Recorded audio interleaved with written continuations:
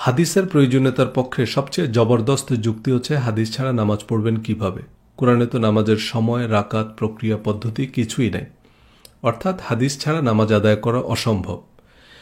এই ভিডিওতে দেখাবো যে আমরা হাদিস দিয়ে নামাজ পড়ি না।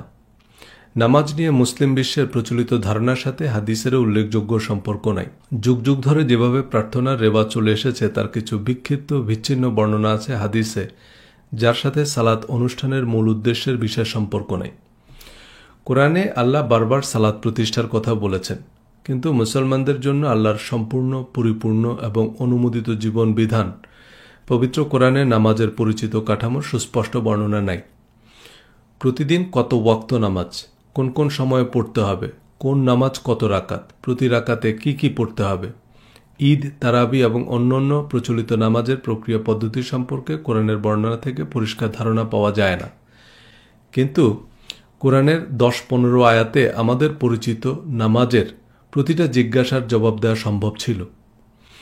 দোয়া বা প্রার্থনা অর্থে সালাত শব্দটি ব্যবহৃত হলেও কোরআনে সালাত প্রতিষ্ঠা বলতে প্রধানত কোরআনের নিরবিচ্ছিন্ন অনুসরণকে বোঝানো হয়েছে। রিলিজিয়াস মাইন্ডসেট, বিশ্বাসে ঢেকে গেলে বইয়ে কোরআনের সালাত ও আমাদের নামাজ অধ্যায়ে বিস্তারিত আলোচনা করেছি। নামাজের নিয়ম জানার জন্যই প্রধানত আমাদের হাদিসের প্রয়োজন পড়ে, কারণ কোরআনে নামাজের সুনির্দিষ্ট কাঠামো নেই। কিন্তু হাদিস থেকে নামাজের সর্বসম্মত কাঠামো বের করা কোনো সাধারণ শাইখুল হাদিসের পক্ষেও অসম্ভব।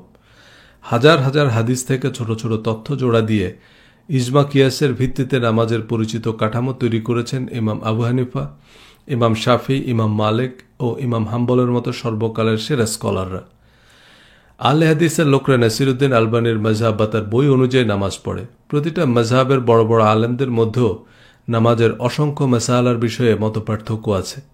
নামাজের মতো এত গুরুত্বপূর্ণ ইবাদতের অবিসংবাদিত, অবিতর্কিত, ধারাবাহিক এবং সম্পূর্ণ বিবরণ প্রচলিত হাদিসে নাই। এর কারণ রাসূল সাল্লাল্লাহু আলাইহি সাল্লামের প্রধান সাহাবীরা তার নামাজের উল্লেখযোগ্য বর্ণনা দেননি। এ থেকে খুব সহজেই অনুমান করা যায় যে সময়, কাঠামো বা অঙ্গভঙ্গি নয়, হাদিসের সালাতের মূল কথাও কোরআন প্রতিষ্ঠা বা কোরআনের নিরবিচ্ছিন্ন অনুসরণ। নামাজের ফজিলত ফাজাইলের হাজার হাজার জাল হাদিস, কিচ্ছা কাহিনীর আড়ালে পড়ে আছে সালাত আয়োজনের মূল উদ্দেশ্য। হাদিস অনুযায়ী আমরা নামাজ পড়ি না, নামাজ নিয়ে ঝগড়া করি। অমুকের নামাজ হয় না, তমুকের পিছনে নামাজ হবে না, অমুক মসজিদে নামাজ পড়া বেদাত, সুতরাং আলাদা মসজিদ বানাও, আলাদা আরবে বানাও, শিরক বেদাতের বিরুদ্ধে যুদ্ধ করো ইত্যাদি। ইসলামের প্রধান ইবাদত, যা সকল মুসলমানের জন্য সর্বাবস্থায় ফরজ, তার প্রক্রিয়া পদ্ধতি যেহেতু কোরআনে নাই, তাহলে নামাজের হাদিসগুলো বিশেষভাবে সংরক্ষণ করা আবশ্যক ছিল। কিন্তু নামাজের মৌলিক কাঠামো সংরক্ষণের কোনো তৎপরতা প্রধান সাহাবীদের মধ্যে দেখা যায় না। অসময়ের দশপর হিসাবে দ্বিতীয় প্রজন্মের ইমামরা নামাজের কাঠামো দাঁড় করানোই নবীজি সাল্লাল্লাহু আলাইহি সাল্লাম কিভাবে নামাজ পড়েছেন এ বিতর্কে বিশ্ববরেণ্য সুন্নি আলেমরাও 4টি মাযহাবে বিভক্ত। শিয়াদের নামাজ তো সিলেবাসেরই বাইরে। কিন্তু সময়ের এক প্রহর হিসাবে নামাজের সর্বসম্মত কাঠামো যারা পাথরে খোদাই করে রাখতে পারতেন তারা নিয়ে মাথায় ঘামাননি। নবীজি সাল্লাল্লাহু আলাইহি সাল্লামের নামাজের সবচেয়ে বিশ্বস্ত এবং নিকটতম প্রত্যক্ষদর্শী কারা ছিলেন? হযরত আবু বকর, ওমর, ওসমান, আলী রাদিয়াল্লাহু তাআলা আনহুম আজমাইন। ইতিহাস ও সিরাতের বর্ণনা অনুযায়ী নবীজি সাল্লাল্লাহু আলাইহি সাল্লাম অসুস্থ হয়ে পড়ায় হযরত আবু বকর রাদিয়াল্লাহু তাআলা আনহুর ইমামতিতে নামাজ আদায় করেন। নবীজি সাল্লাল্লাহু আলাইহি সাল্লাম কিভাবে নামাজ পড়েছেন তার সবচেয়ে নিকটতম প্রত্যক্ষদর্শী নিঃসন্দেহে হযরত আবু বকর রাদিয়াল্লাহু তাআলা আনহু। এবার প্রধান ও প্রসিদ্ধতম হাদিস গ্রন্থ বুখারী শরীফ খুলে গুনে গুনে দেখুন, সালাত অধ্যায়ে হযরত আবু বকর রাদিয়াল্লাহু তাআলা আনহু থেকে বর্ণিত হাদিস মোট কয়টি? উত্তর একটিও নয়।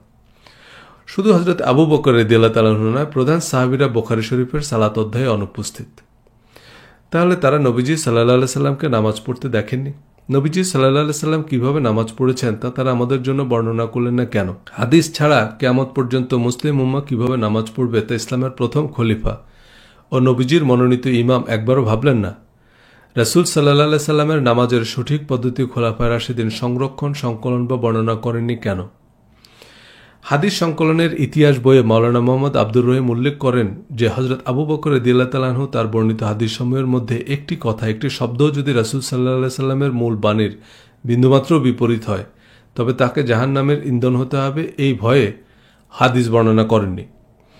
প্রায় 23 বছর নবীজির ইমামতিতে নামাজ আদায়ের পরও হযরত আবু বকর রাদিয়াল্লাহু তাআলা আনহুর মতো বিচক্ষণ মানুষ রাসূল সাল্লাল্লাহু আলাইহি সাল্লামের নামাজের নির্ভুল বর্ণনা দিতে পারবেন না? নবীজি সাল্লাল্লাহু আলাইহি সাল্লাম দিনে কয় ওয়াক্ত নামাজ পড়েছেন, কোন নামাজ কোন সময়ে পড়তেন, আসরের নামাজ কয় রাকাত পড়তেন, মাগরিবের নামাজের কেরাত জোরে পড়তেন না আস্তে পড়তেন, বুকে হাত বাঁধতেন না নাভির নিচে হাত বাঁধতেন, ঈদের নামাজ কয় তাকবীরে পড়তেন, এগুলো হযরত আবু বকর রাদিয়াল্লাহু তাআলা আনহু নিশ্চিত করে বলতে পারবেন না? এটা কি বিশ্বাসযোগ্য কথা? নামাজের সর্বসম্মত নিয়মাবলী নবীজি সাল্লাল্লাহু আলাইহি সাল্লামের জীবদ্দশাতেই সংরক্ষণ করা সম্ভব বা উচিত ছিল, কিন্তু খোলাফায়ে রাশিদিনের বা সাহাবীদের যুগের এমন কোনো সম্পূর্ণ ও সার্বজনীন নথি পাওয়া যায় না যাতে নামাজের ধারাবাহিক বর্ণনা আছে। এ থেকে আন্দাজ করা যায় যে নামাজ অনুষ্ঠানের মূল উদ্দেশ্যের সাথে আমাদের সমাজে প্রচলিত নামাজের অঙ্গভঙ্গি ও ফজিলত ফজায়েলের বিশেষ সম্পর্ক নেই। নবীজি সাল্লাল্লাহু আলাইহি সাল্লাম নামাজের যে বাধ্যবাধকতা আরোপ করেছেন তার প্রধান উদ্দেশ্য ছিল কোরআন প্রতিষ্ঠা। এর বাইরে আর সবকিছুই ছিল ঐচ্ছিক বা গৌণ। নামাজে কি পড়া হয়, কোরআন না হাদিস? যারা হাদিসকে ওহী মনে করেন তারা বলছেন যে হাদিস হচ্ছে ওহী গায়রে মাতলুব, অর্থাৎ হাদিস নামাজে তেলাওয়াত বা পাঠযোগ্য নয়। রাসূল সাল্লাল্লাহু আলাইহি সাল্লামের সাহাবী তাবিঈরা নামাজে কোরআন বহির্ভূত কোনো কিছু পড়তেন না। নামাজের মাধ্যমে সমাজে কোরআন কায়েম হয়েছে, সারা পৃথিবীতে ইনসাফ প্রতিষ্ঠিত হয়েছে, ভ্রাতৃত্ব, ন্যায় বিচার, সাম্য, সুশাসন নিশ্চিত হয়েছে। কিন্তু আমরা আসল উদ্দেশ্য ভুলে নামাজ পড়াকে ইবাদত মনে করি। ইবাদত শব্দের আরেকটি রূপ হচ্ছে আব্দ। আব্দ থেকে ইবাদত। আব্দ মানে বান্দা বা চাকর, আর মাবুদ মানে মনিব। চাকরের কাজ মনিবের আদেশ নিষেধ মেনে চলা, অর্থাৎ মনিবের আদেশ নিষেধ মেনে চলার নাম হচ্ছে ইবাদত। আমাদের মনিবের আদেশ নিষেধের কিতাব হচ্ছে কোরআন। আপনি একজন চাকরিজীবী হলে আপনার চাকরি বিধিমালায় বলা আছে আপনাকে কি কি করতে হবে আর কি কি করা যাবে না। আপনি সেই বিধিমালা ভালোভাবে পড়ে বুঝে সেই বিধিমালা অনুযায়ী আপনার দায়িত্ব পালন করবেন। আপনি নিয়োগকর্তা হলে আপনার কর্মচারীদের জন্য একটা সার্ভিস রুল তৈরি করবেন, যাতে চাকরির বিভিন্ন বিধান, সুবিধা, অসুবিধা, বিভিন্ন ভাতা, বোনাস, পুরস্কার বা চাকরি বিধিমালা ভঙ্গের শাস্তি সম্পর্কে বিস্তারিত বর্ণনা থাকবে।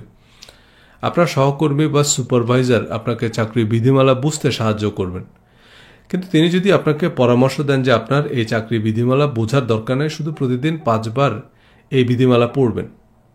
এখন মনে করেন এই সার্ভিস রুল ইংরেজিতে লেখা এবং আপনি ইংরেজি বুঝেন না, আর এই সার্ভিস রুলের একটা শব্দের অর্থ না বুঝে আপনি প্রতিদিন আয়োজন করে 5 বার এই সার্ভিস রুল পড়েন। আপনার বস দেখছেন যে আপনি আপনার সার্ভিস রুল অনুযায়ী সময় মতো অফিসে আসছেন না, আপনার যা করার কথা তার কিছুই আপনি করছেন না, আবার সার্ভিস রুলে যা পরিষ্কারভাবে নিষেধ করা আছে তা আপনি নির্বিকারভাবে করে যাচ্ছেন। আপনার বস আপনাকে জিজ্ঞেস করলো যে আপনি কি সার্ভিস রুল পড়েননি? হ্যাঁ, প্রতিদিন 5 বার করে পড়ি। তাহলে সার্ভিস রুল অনুযায়ী কাজ করছেন না কেন? কারণ সার্ভিস রুলে কি লেখা আছে তা তো আমি বুঝি না, কারণ আমি ইংরেজি পড়তে পারি কিন্তু এর অর্থ বুঝি না, তবে প্রতিদিন 5 বার সুর করে সার্ভিস রুল পড়ি। আপনার বসের প্রতিক্রিয়া কি হবে, বা আপনি বস হলে আপনার প্রতিক্রিয়া কি হবে? একজন কর্মচারী যখন চাকরিতে যোগ দেয় তার অর্থ তিনি তার সার্ভিস রুল ভালোভাবে পড়ে তার যাবতীয় দায় দায়িত্ব বুঝে নিয়ে চাকরি গ্রহণ করেছেন। সুতরাং আপনি সার্ভিস রুল দিনে 50 বার পড়ায়ও আপনার বসের কিছু যায় আসে না যদি আপনি আপনার চাকরি বিধিমালা না বুঝেন এবং সে অনুযায়ী কাজ না করেন।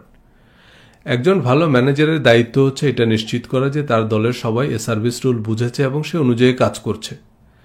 যেসব চাকরিতে সার্ভিস রুল অক্ষর অক্ষরে পালন করতে হয়, যেমন পুলিশ বা সামরিক বাহিনীর সদস্যদের বিশেষায়িত প্রশিক্ষণ দেয়া হয় পুলিশ বা মিলিটারি একাডেমিতে, যেখানে কঠোর প্রশিক্ষণ কর্মসূচির মধ্য দিয়ে প্রতিটা কাজ প্রতিটা সদস্যকে যথাযথভাবে বুঝিয়ে দেওয়া হয়।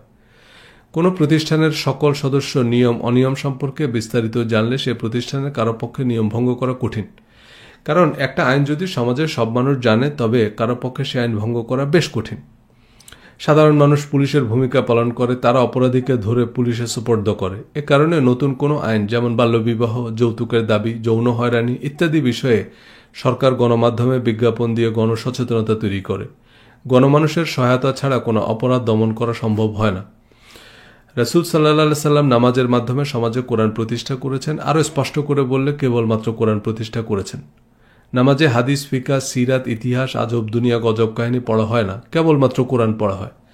নামাজের তাকবীরে তাহরিমা থেকে সালাম পর্যন্ত রুকু সিজদায় যা পড়া হয় সবই কোরআন। কোরআনের বাইরে আর যেসব দোয়া দুরুদ পড়া হয় তা দলীয় সঙ্গীত। এক মাযহাবে দাত আর এক মাযহাবে বেদাত। পবিত্র কোরআনের প্রথম যে শব্দ নাজিল হয়েছে তা হচ্ছে ইকরা। এই ইকরা মানে কি? শোনা বা শুনে দৌড় দেয়া না, ইকরা মানে পড়া। শুধু পড়া নয়, ইকরা শব্দের অর্থ মনোযোগ সহকারে বুঝে বুঝে পড়া। কোনো লেখা পড়ে বুঝতে না পারলে তাকে পড়া বলা হয় না। কি পড়তে বলা হয়েছে? কোরআন।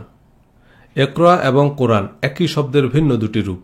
যেমন জাতীয়, জাতীয়তা একই শব্দের ভিন্ন দুটি রূপ। ইকরা শব্দের অর্থ পড়া আর কোরআন শব্দের অর্থ যা পড়া হয়।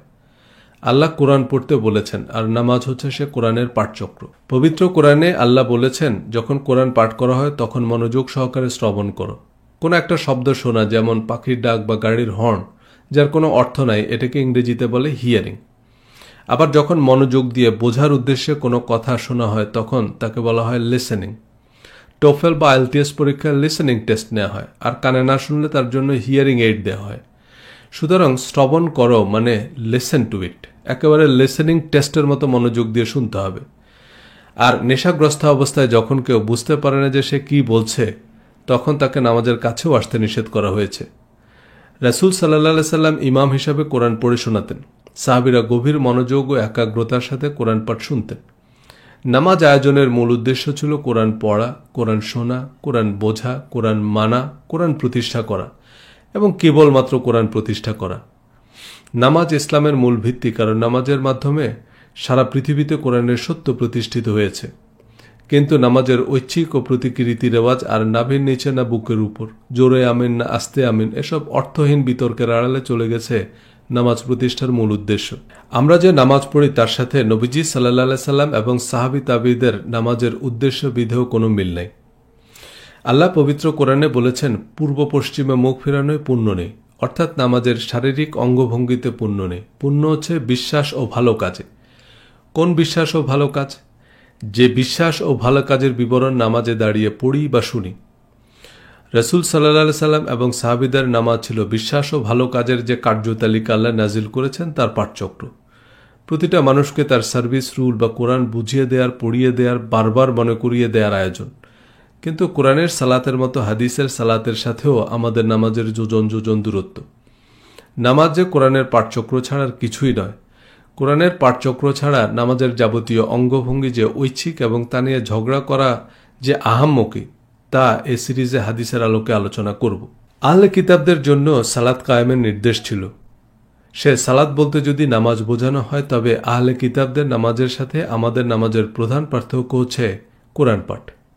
রাসূল সাল্লাল্লাহু আলাইহি সাল্লাম নামাজে কোরআন পাঠ করতেন। আবু জেহেলরাও নামাজ পড়ত, তবে তাতে কোরআন পড়ত না।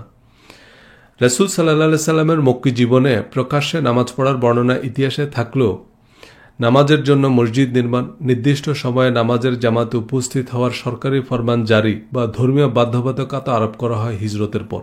ইসলাম প্রচার ও প্রতিষ্ঠার ইতিহাসে সবচেয়ে গুরুত্বপূর্ণ ঘটনা হচ্ছে হিজরত। এ কারণে ইসলামিক ক্যালেন্ডার গণনা করা হয় হিজরতের দিন থেকে। ইসলামের ইতিহাস পর্যালোচনা করে একথা বলা যায় যে হিজরত ছাড়া ইসলাম মক্কায় শুরু হয়ে মক্কায় শেষ হয়ে যেত। হিজরতের নির্দেশ এবং এর গুরুত্ব বর্ণনা করে পবিত্র কোরআনে বেশ কিছু আয়াত নাজিল হয়েছে। বুখারী শরীফের প্রথম হাদিসটিও হিজরত নিয়ে। প্রত্যেক কাজ নিয়ত বা উদ্দেশ্যের সাথে সম্পর্কিত, আর মানুষ তার নিয়ত বা উদ্দেশ্য অনুযায়ী ফল পাবে। যে ইসলাম প্রতিষ্ঠার জন্য হিজরত করেছে তার হিজরত ইসলামের জন্য গৃহীত হবে, আর যে ব্যক্তিগত লাভ লোভের জন্য হিজরত করেছে তার হিজরতে কোনো পুণ্য নাই। বুখারী শরীফের ফাতিহায় বা সূচনায় বলা আছে, মানুষ তার নিয়ত বা উদ্দেশ্য অনুযায়ী ফল পাবে। এ নিয়ত হচ্ছে আপনার অন্তরের ইচ্ছা, যা একমাত্র আল্লাহ জানেন। বেশভূষা বা লোক দেখানো ক্রিয়াকর্ম দিয়ে নয়, অন্তরের ইচ্ছা দিয়ে মানুষের কর্মফল নির্ধারিত হবে। নামাজ, রোজা, হজ, হিজরত, দান, দক্ষিণা সবকিছুর প্রতিদান নির্ধারিত হবে অন্তরের ইচ্ছা অনুযায়ী। যারা ইসলাম বা ইনসাফ প্রতিষ্ঠার জন্য হিজরত করেছেন তাদের হিজরত ইসলামের জন্য গৃহীত হবে। এই হিজরত কেবল মক্কা থেকে মদিনায় অভিবাসন নয়। এরপর সাহাবীরা সারা পৃথিবীতে ছড়িয়ে পড়েন ইসলাম প্রতিষ্ঠা করতে। হিজরত নিছক অভিবাসন ছিল না, পদে পদে বিপদ, পরাশক্তির সাথে লড়াই, সংঘাত, সংগ্রামের এক জীবন মরণ বাস্তবতা। মদিনায় হিজরতের পর রাসূল সাল্লাল্লাহু আলাইহি সাল্লাম একটি সার্বভৌম ইসলামী রাষ্ট্র প্রতিষ্ঠা করেন, যাতে অন্যান্য ধর্মাবলম্বীদেরও সমান অধিকার ছিল। মদিনায় রাসূল সাল্লাল্লাহু আলাইহি সাল্লাম যে মসজিদ নির্মাণ করেন তা ছিল তার প্রধান কার্যালয়, বাসভবন, বিচারালয় এবং আইনসভা। অন্যান্য ধর্মাবলম্বীরাও বিচার আচার চাইতে মসজিদে নববীতে আসত। অর্থাৎ মসজিদে নববী কেবল নামাজের জন্য নির্মিত হয়নি, তবে নামাজের জামাতে উপস্থিত হওয়ার যেসব বাধ্যবাধকতা হাদিসের কিতাবে পাওয়া যায় তা কোরআনের পাঠচক্রে উপস্থিত হওয়ার রাষ্ট্রীয় ফরমান। কোরআন মদিনা ইসলামী রাষ্ট্রের আইনের প্রধান বা একমাত্র উৎস, এবং কোরআন নাজিলের প্রক্রিয়া তখনও চলমান ছিল। প্রতিদিন নতুন বিধিনিষেধ নাজিল হতো। রাষ্ট্রের নাগরিকরা রাষ্ট্রের প্রধান কার্যালয়ে উপস্থিত না হলে নতুন নতুন আইন সম্পর্কে তারা কিভাবে জানবে? তখনকার সময়ে রেডিও, টেলিভিশন, খবরের কাগজ কিছুই ছিল না। নাগরিকদের পারিবারিক, সামাজিক, রাজনৈতিক, অর্থনৈতিক এবং বিচারিক বিধিবিধান জানানোর মাধ্যম ছিল নিয়মিত বিরতিতে মসজিদে উপস্থিত হওয়া। একটা আইন বাস্তবায়ন করতে হলে সেই আইন সমাজের সর্বস্তরের মানুষের কাছে প্রচার করতে হয়। নামাজ ছিল কোরআনের আইনকানুন প্রচার ও প্রতিষ্ঠার প্রক্রিয়া। মসজিদে নববীতে সর্বস্তরের মানুষের উপস্থিতিতে কোরআন পড়া হতো, আর রাসূল সাল্লাল্লাহু আলাইহি সাল্লামের সাথে যারা নামাজ বা কোরআনের পাঠচক্রে অংশ নিত তাদের জন্য কোরআন তো বাংলা, অর্থাৎ কোরআন তাদের মাতৃভাষা। কোরআন বোঝার জন্য তাদের তো আলাদা করে ভাষা, ব্যাকরণ কিছুই শেখার প্রয়োজন ছিল না। ঐতিহাসিক সূত্র মতে আরবের বিভিন্ন গোত্র তাদের আঞ্চলিক ভাষায় কোরআন পাঠ করত এবং আঞ্চলিক ভাষায় কোরআন লিখত। হযরত ওসমান রাদিয়াল্লাহু তাআলা আনহুর সময়ে কোরআনের আঞ্চলিক কপিগুলো পুড়িয়ে ফেলা হয়। রাসূল সাল্লাল্লাহু আলাইহি সাল্লামের সময়ে মানুষ তাদের আঞ্চলিক ভাষায় কোরআন পড়ত, অর্থাৎ কোরআন পাঠ ছিল পাঠকের পরিচিত ও বোধগম্য ভাষায়।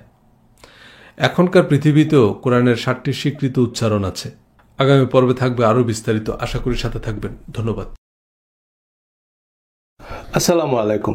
আমরা প্রতিটা মুসলমান জানি ইসলামের ভিত্তি 5টি: কালেমা, নামাজ, রোজা, হজ, জাকাত।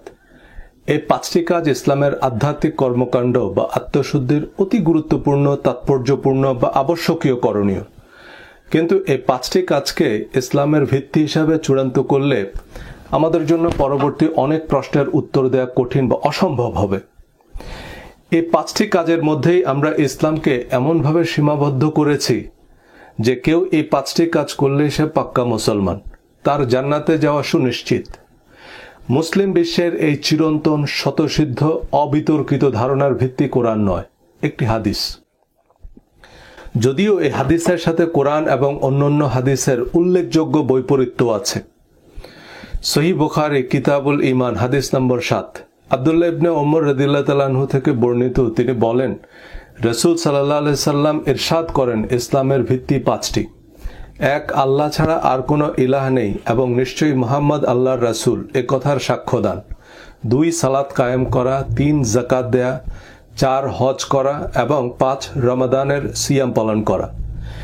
এই হাদিসের আরো কিছু ভার্সন আছে সিয়ায় সিত্তায়। যেমন এক লোক সাহাবীদের ভিড় ঠেলে এসে নবীজির উটের লাগাম ধরে নবীজিকে থামিয়ে জিজ্ঞেস করলো, ইয়া রাসূলুল্লাহ, জান্নাতে প্রবেশের জন্য কি কি করতে হবে আমাকে বলে দিন।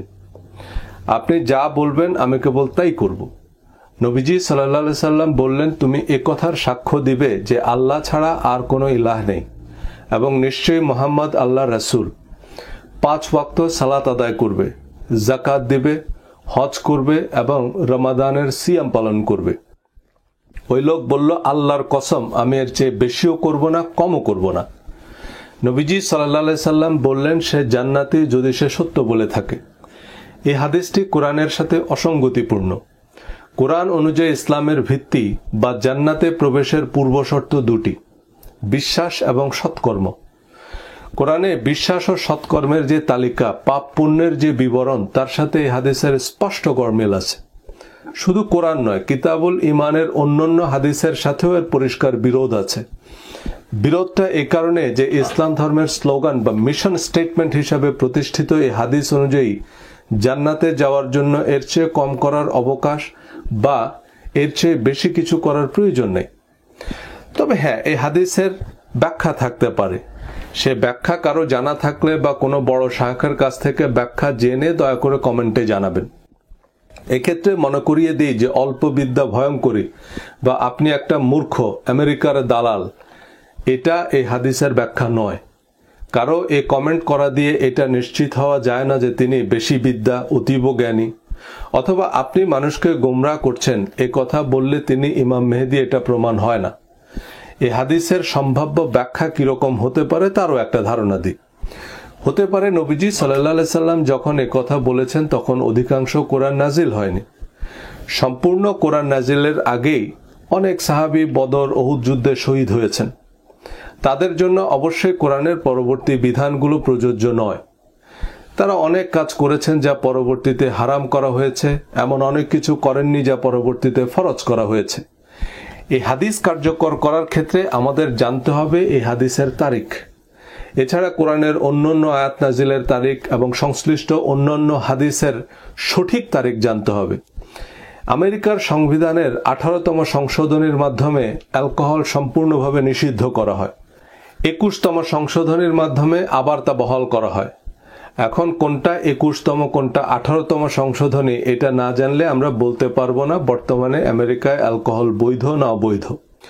সংবিধানের এক ধারায় তত্ত্বাবধায়ক সরকার প্রবর্তন করা হয়, আরেক ধারায় বাতিল করা হয়। এখন কোনটা সাবেক কোনটা বর্তমান তা সংবিধানে লেখা না থাকলে কিভাবে বুঝবো এখন কোনটা ইফেক্টিভ? হাদিসের প্রধান বিপত্তি হচ্ছে আমাদের শাইখুল হাদিসরা কেউ হাদিসের তারিখ বলতে পারবেন না। কোরআনের যে আয়াতগুলো ইউনিভার্সাল নয় সেগুলোর ক্ষেত্রে সে আয়াত পড়লে বুঝবেন যে বিধান কেবল নবীজির জন্য বা নবীজির স্ত্রীদের জন্য প্রযোজ্য। নবীজি সাল্লাল্লাহু আলাইহি সাল্লাম এবং তার স্ত্রীদের ইন্তেকালের সাথে সাথে সে আয়াতগুলো মনসুখ বা রহিত হয়ে গেছে। সূরা হাশরের 7 নম্বর আয়াতের বিধান বনু নাজির গোত্রের বিরুদ্ধে পরিচালিত অভিযানে অংশ নেয়া সাহাবীদের জন্য প্রযোজ্য। উটে চড়ে হজে যাওয়ার নির্দেশ বিমান আবিষ্কারের আগ পর্যন্ত বলবৎ। কিন্তু আউট অব দ্য কনটেক্সট কোরআনের সাথে সঙ্গতিহীন একটা হাদিসকে ধর্মের সার্বজনীন বিধান বানালে আমরা সমাধানের অযোগ্য সমস্যার সৃষ্টি করব।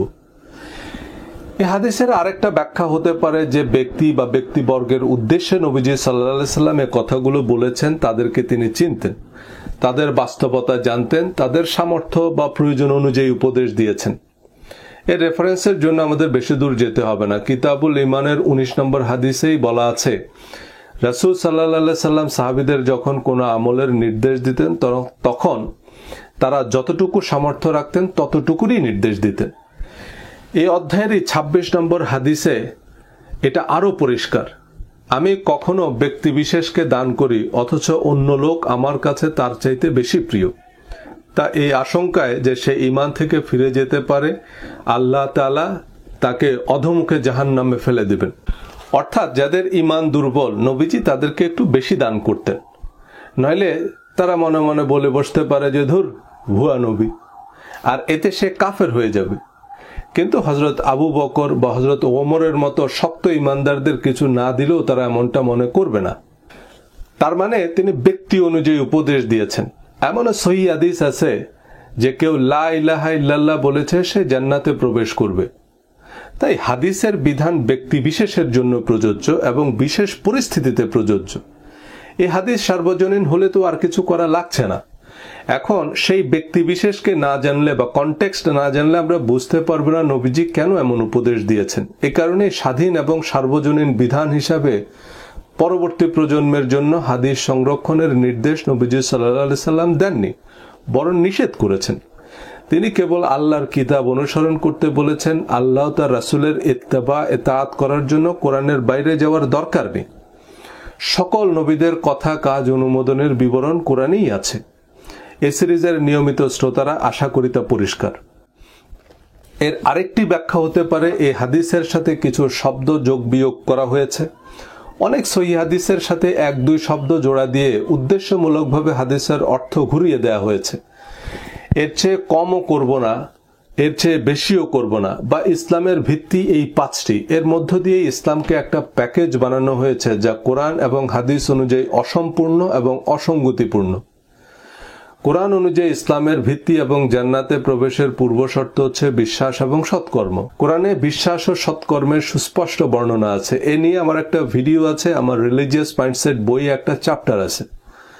কিন্তু এই হাদিস অনুযায়ী অন্যান্য নবীগণকে বিশ্বাস, কোরআন তথা আসমানি কিতাবে বিশ্বাস, ফেরেশতাদের প্রতি বিশ্বাস, পরকালের প্রতি বিশ্বাস আবশ্যক বা ইসলামের ভিত্তি হিসাবে বিবেচিত নয়। শুধু একথার সাক্ষ্য দিলেই হবে যে আল্লাহ ছাড়া আর কোনো ইলাহ নেই, নিশ্চয়ই মুহাম্মদ আল্লাহর রাসূল। এর চেয়ে কমও করা যাচ্ছে না, এর চেয়ে বেশিও করা লাগছে না।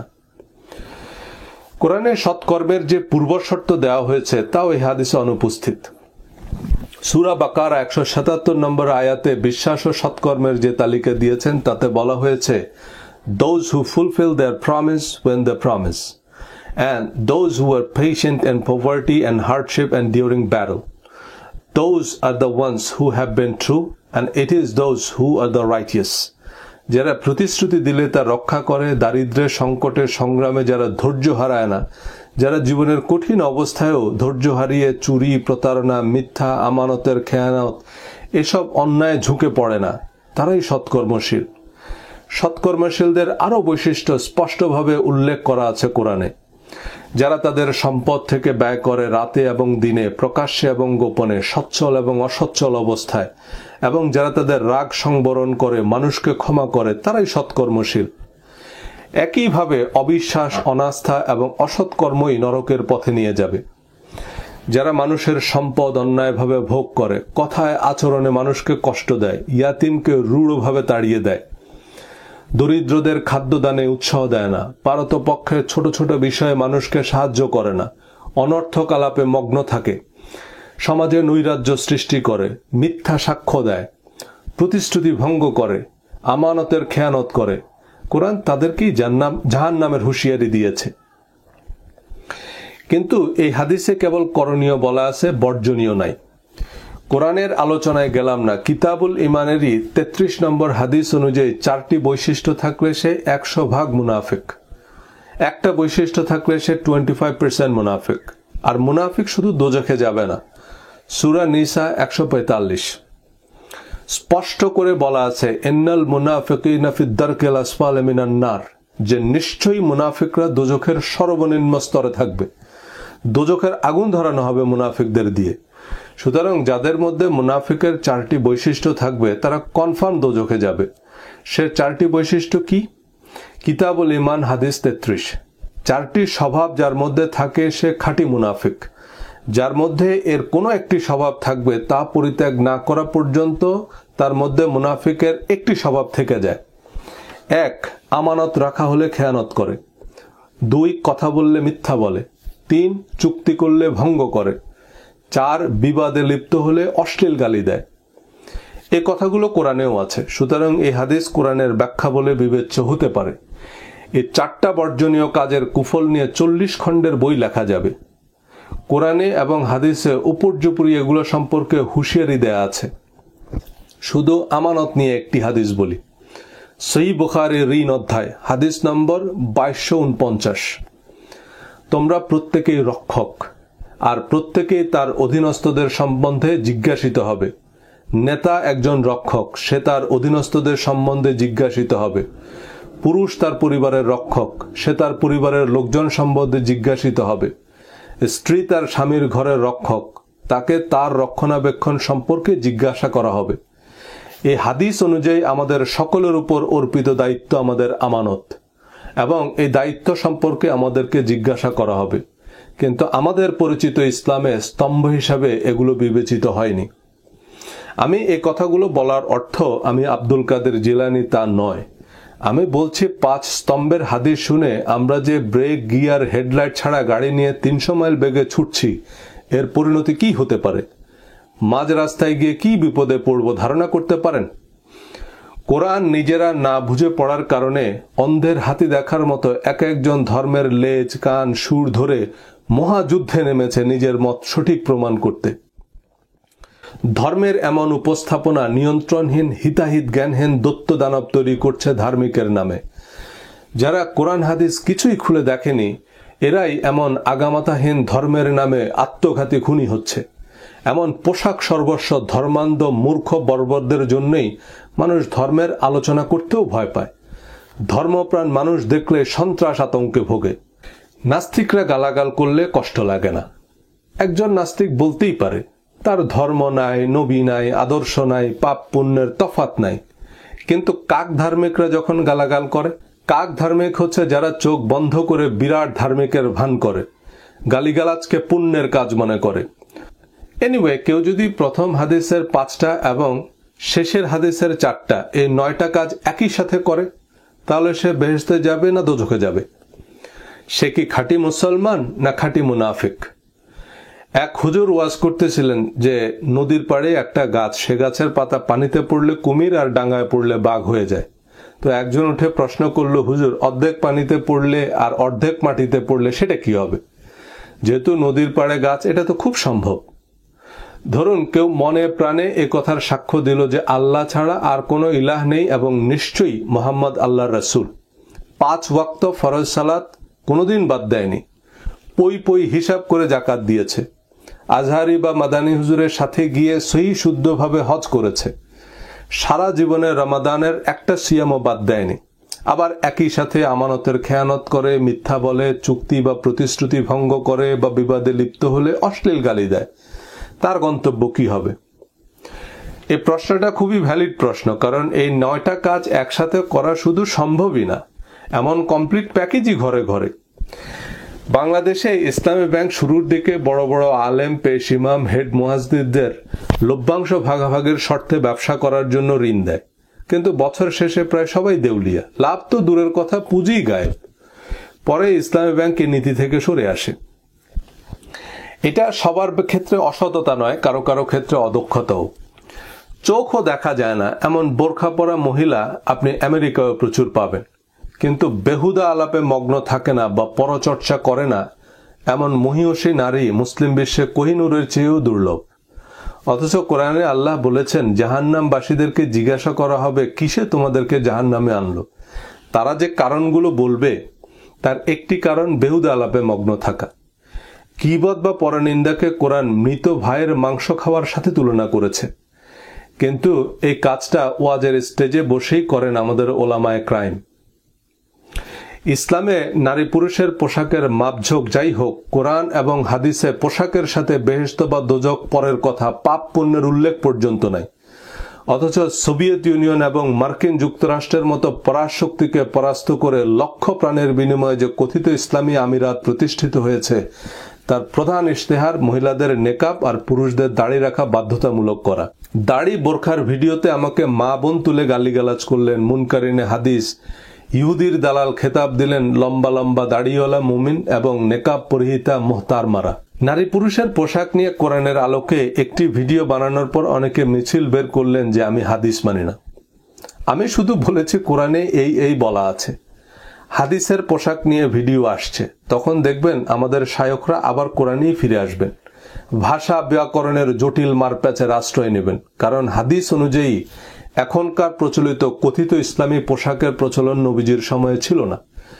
নারীদের আপাদমস্তক ঢেকে রাখার কোনো বাধ্যবাধকতা বা নারীদের ঘর বন্দী রাখার কোনো স্পষ্ট নির্দেশ বা চর্চার ইঙ্গিত তো হাদিসে নাই। বরং হাদিসে আছে নবীজি সাল্লাল্লাহু আলাইহি সাল্লাম বলেছেন, মহিলাদের মসজিদে আসতে তোমরা নিষেধ করবে না। মহিলারা ফজরের জামাতেও অংশ নিত এবং পুরুষদের সাথেই নামাজ পড়ত। বুখারী শরীফের টনটনে সহিহ হাদিস, নবীজির সময়ে কারো 2 টুকরা কাপড় ছিল না, বেশিরভাগেরই গামছার মতো যৎসামান্য কাপড় ছিল।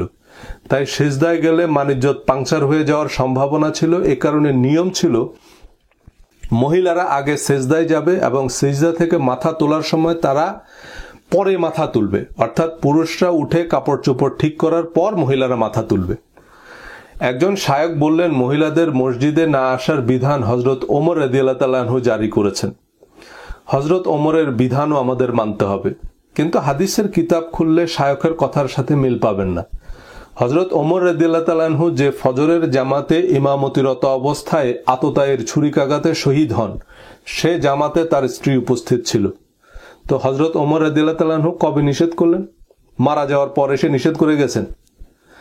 হযরত ওমর রাদিয়াল্লাহু তাআলা আনহু তার স্ত্রীর মসজিদে আসা অপছন্দ করতেন, তবে তিনি সরাসরি নিষেধও করতেন না, ইশারা ইঙ্গিতে এরে ওরে ভাব বাচ্চে বলতেন। একজন মানুষের স্বামী তো এটা পছন্দ করে না। ওনার স্ত্রী বললেন, আপনার এত সাহিত্যের দরকার নেই, আপনি অপছন্দ করলে আপনি আমাকে নিষেধ করেন, আপনি নিষেধ করলে আমি আর যাব না। তখন হযরত ওমর বললেন, আমি তোমাকে কিভাবে নিষেধ করব, যেখানে নবীজি সাল্লাল্লাহু আলাইহি সাল্লাম নিষেধ করতে মানা করছে। তখন তার স্ত্রী বললেন, তাহলে আপনার অপছন্দ নিয়ে আপনি থাকেন, আপনি নিষেধ না করা পর্যন্ত আমি যাব। শুধু মসজিদে না, কেনাকাটা, বেচা বিক্রি, ব্যবসা বাণিজ্য মহিলারা সবই করত। তবে মেয়েদের কিডন্যাপ করে দাসী হিসাবে বিক্রি করে দেওয়ার জন্য ডাকাত দল শিকারীর মতো ওত পেতে থাকত। তাই তাদের নিরাপত্তাজনিত বাড়তি সতর্কতা অবলম্বনের কথা বলা আছে। মহিলারা মসজিদে যেতে পারলে কলেজ, ইউনিভার্সিটিতে, অফিস আদালতে একসাথে কাজ করতে পারবে না কেন? মহিলাদের প্রজেক্টরে ওয়াজ শোনা জায়েজ, এই ফতোয়া দিয়ে মিজানুর রহমান আজহারিকে দেশ ছাড়তে হয়েছে। যারা ফতোয়া দিচ্ছেন যে মহিলারা প্রজেক্টরে বা টিভিতে পুরুষের ওয়াজ শুনতে পারবেন না, তাদেরকে একটু জিজ্ঞেস করবেন, মহিলারা যে মসজিদে নববীতে নামাজ পড়তে, বিচার আচারের জন্য যেত, চোখ কি বাসায় খুলে রেখে যাইত? আরাফাতের ময়দানে বা বাইতুল্লায় পুরুষ মহিলা একসাথে নামাজ পড়ে, তাওয়াফ করে, হজ করে, পাথর মারে। তো হজে যাওয়ার সময় চোখ কি সাথে করে নিয়ে যাওয়া যাবে? হজের সময় মহিলাদের মুখ খোলা রাখতে হবে। হজের সময় না, মহিলাদের মাথা ও মুখ ঢেকে রাখার হাদিস খুঁজতে আপনাকে অ্যান্টার্কটিকা পর্যন্ত যাওয়া লাগবে। বহু হাদিসের কনটেক্সট থেকে এটা আন্দাজ করা যায় যে তাদের চেহারা খোলা ছিল। যেমন পোশাক অধ্যায় হাদিস 5406, নবীজি সাল্লাল্লাহু আলাইহি সাল্লাম এক মহিলাকে একটি নকশি করা চাদর পরিয়ে দিয়ে বললেন, খালেদের মা, এই চাদর কেমন মানাইছে? সূত্র মোতাবেক এই খালেদের মা তো নবীজি সাল্লাল্লাহু আলাইহি সাল্লামের মুহরিম নয়। নবীজি সাল্লাল্লাহু আলাইহি সাল্লাম তাকে নিজ হাতে চাদর পরিয়ে দিলেন। আর মুখ খোলা না থাকলে কেমনে বুঝলেন খালেদের মা না জব্বরের মা? সহিহ বুখারী হাদিস 5424, আনাস ইবনে মালিক রাদিয়াল্লাহু তাআলা আনহু থেকে বর্ণিত, তিনি রাসূলুল্লাহ সাল্লাল্লাহু আলাইহি সাল্লাম এর কন্যা উম্মে কুলসুমের পরিধানে হালকা নকশা করা রেশমি চাদর দেখেছেন। তো চেহারা না দেখলে উম্মে কুলসুম কেমনে বুঝলেন?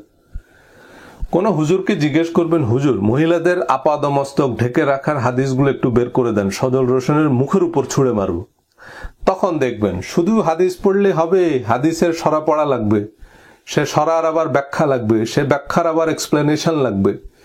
তো মহিলাদের আপাদমস্তক ঢাকা বোরখা পরাতে যুদ্ধ করলেন, কিন্তু নবীজির সময় মহিলারা বোরখা ছাড়া বের হতো না। লাখ লাখ হাদিসের মধ্যে এমন একটা হাদিসও নাই। মহিলাদের বোরখা শিক্ষা বা কর্ম নিয়ে আমাদের আলেম ওলামা বা ধর্মপ্রাণ মুসলমানদের যে কট্টর অবস্থান, তার জন্য হাদিসের পাতায় পাতায় এমন হাদিস থাকা উচিত যে যারা দাড়ি রাখে না বা তালেবানি বোরখা পরে না তারা জাহান্নামে যাবে। মহিলাদের মাথা ঢেকে না রাখলে বা চেহারা দেখা গেলে তারা জ্বলন্ত অগ্নিকুণ্ডে নিক্ষেপ করা হবে। অথবা যারা পর্দা করে না তাদের পিতা, ভাই, জ্ঞাতি গোষ্ঠী সব জাহান্নামে যাবে। উল্লেখ্য, এমন কিছু ওয়াজ আমাদের সমাজে প্রচলিত আছে যা মূলত পুঁথি সাহিত্যের রহিম রুব্বানের কিচ্ছার মতো জাল গল্প। এমন সিলেবাস বহির্ভূত ঐচ্ছিক বিষয়কে প্রধান বানাতে ফজিলত ফাজাইলের হাজার হাজার জাল কিচ্ছা বানিয়েছে। মহিলাদের বোরখাবন্দি করে রাখার ফজিলত ফাজাইলের যত গল্প শুনেন এগুলো হাদিসের কিতাবে নাই। আছে হাদিসের সরা, ব্যাখ্যা, বিশ্লেষণ হিসাবে লেখা মাসলা মাসাইল, ফাজাইলে আমল আর আজব দুনিয়া গজব কাহিনীর কিতাবে। এজন্যই আমার পোশাকের ভিডিওতে অনেকে কমেন্ট করেছে যে আপনি হাদিস মানেন না, কিন্তু কোন হাদিস মানে না সে হাদিস আর বলে না। হাদিস না থাকলে বলবে কোত্থেকে? হাদিস আমি বলবো। বিদায় হজ্জের ভাষণের হাদিসের মতো চিত হয়ে বসে থাকবেন। মিথ্যা বলা, মিথ্যা অপবাদ দেয়া, গালিগালাজের ব্যাপারে কঠোর শাস্তির হুঁশিয়ারি কোরআন এবং হাদিসের পাতায় পাতায় পাবেন। অথচ আমাদের দেশের আহলে হাদিস গোষ্ঠী আমার নামে মিথ্যা রটাচ্ছে, মিথ্যা গল্প বানাচ্ছে যে সে ইহুদির এজেন্ট, সে নবী মানে না, খবরদার তার বই পড়বে না। তাদের অনুগত ধর্মপ্রাণরা এমন অশ্লীল গালাগাল এবং হত্যার হুমকি দিচ্ছে যা কেউ নিজের বাড়িঘরে আগুন দিলেও দেয় না। দেখুন, আমি ধর্মের আলোচনা করব এমন পরিকল্পনাও আমার ছিল না। আহলে হাদিস বা হেফাজত কারো সাথেই আমার ব্যক্তিগত বৈরিতা নাই। এশিয়ান রাশিয়ান কারো প্রতিই আমার অশ্রদ্ধা নাই। কিন্তু এমন মিথ্যাচার, হুমকি ধমকি যে কাউকেই বিরক্ত করে। অনিচ্ছা সত্ত্বেও আমি কড়া কথা বলছি, পরক্ষণে নিজেরই খারাপ লাগে। কিন্তু এসব মিথ্যাচার, গালিগালাজ তো হাদিসের শিক্ষাও নয়। মানুষের কাছে কোরআনের সত্য অগ্রাধিকার ভিত্তিতে তুলে ধরা, কোরআনের সাথে সঙ্গতিপূর্ণ হাদিস অনুযায়ী মানুষকে বিশ্বাস ও সৎকর্মের উপদেশ দেয়া একজন আলেমের উপর অর্পিত আমানত।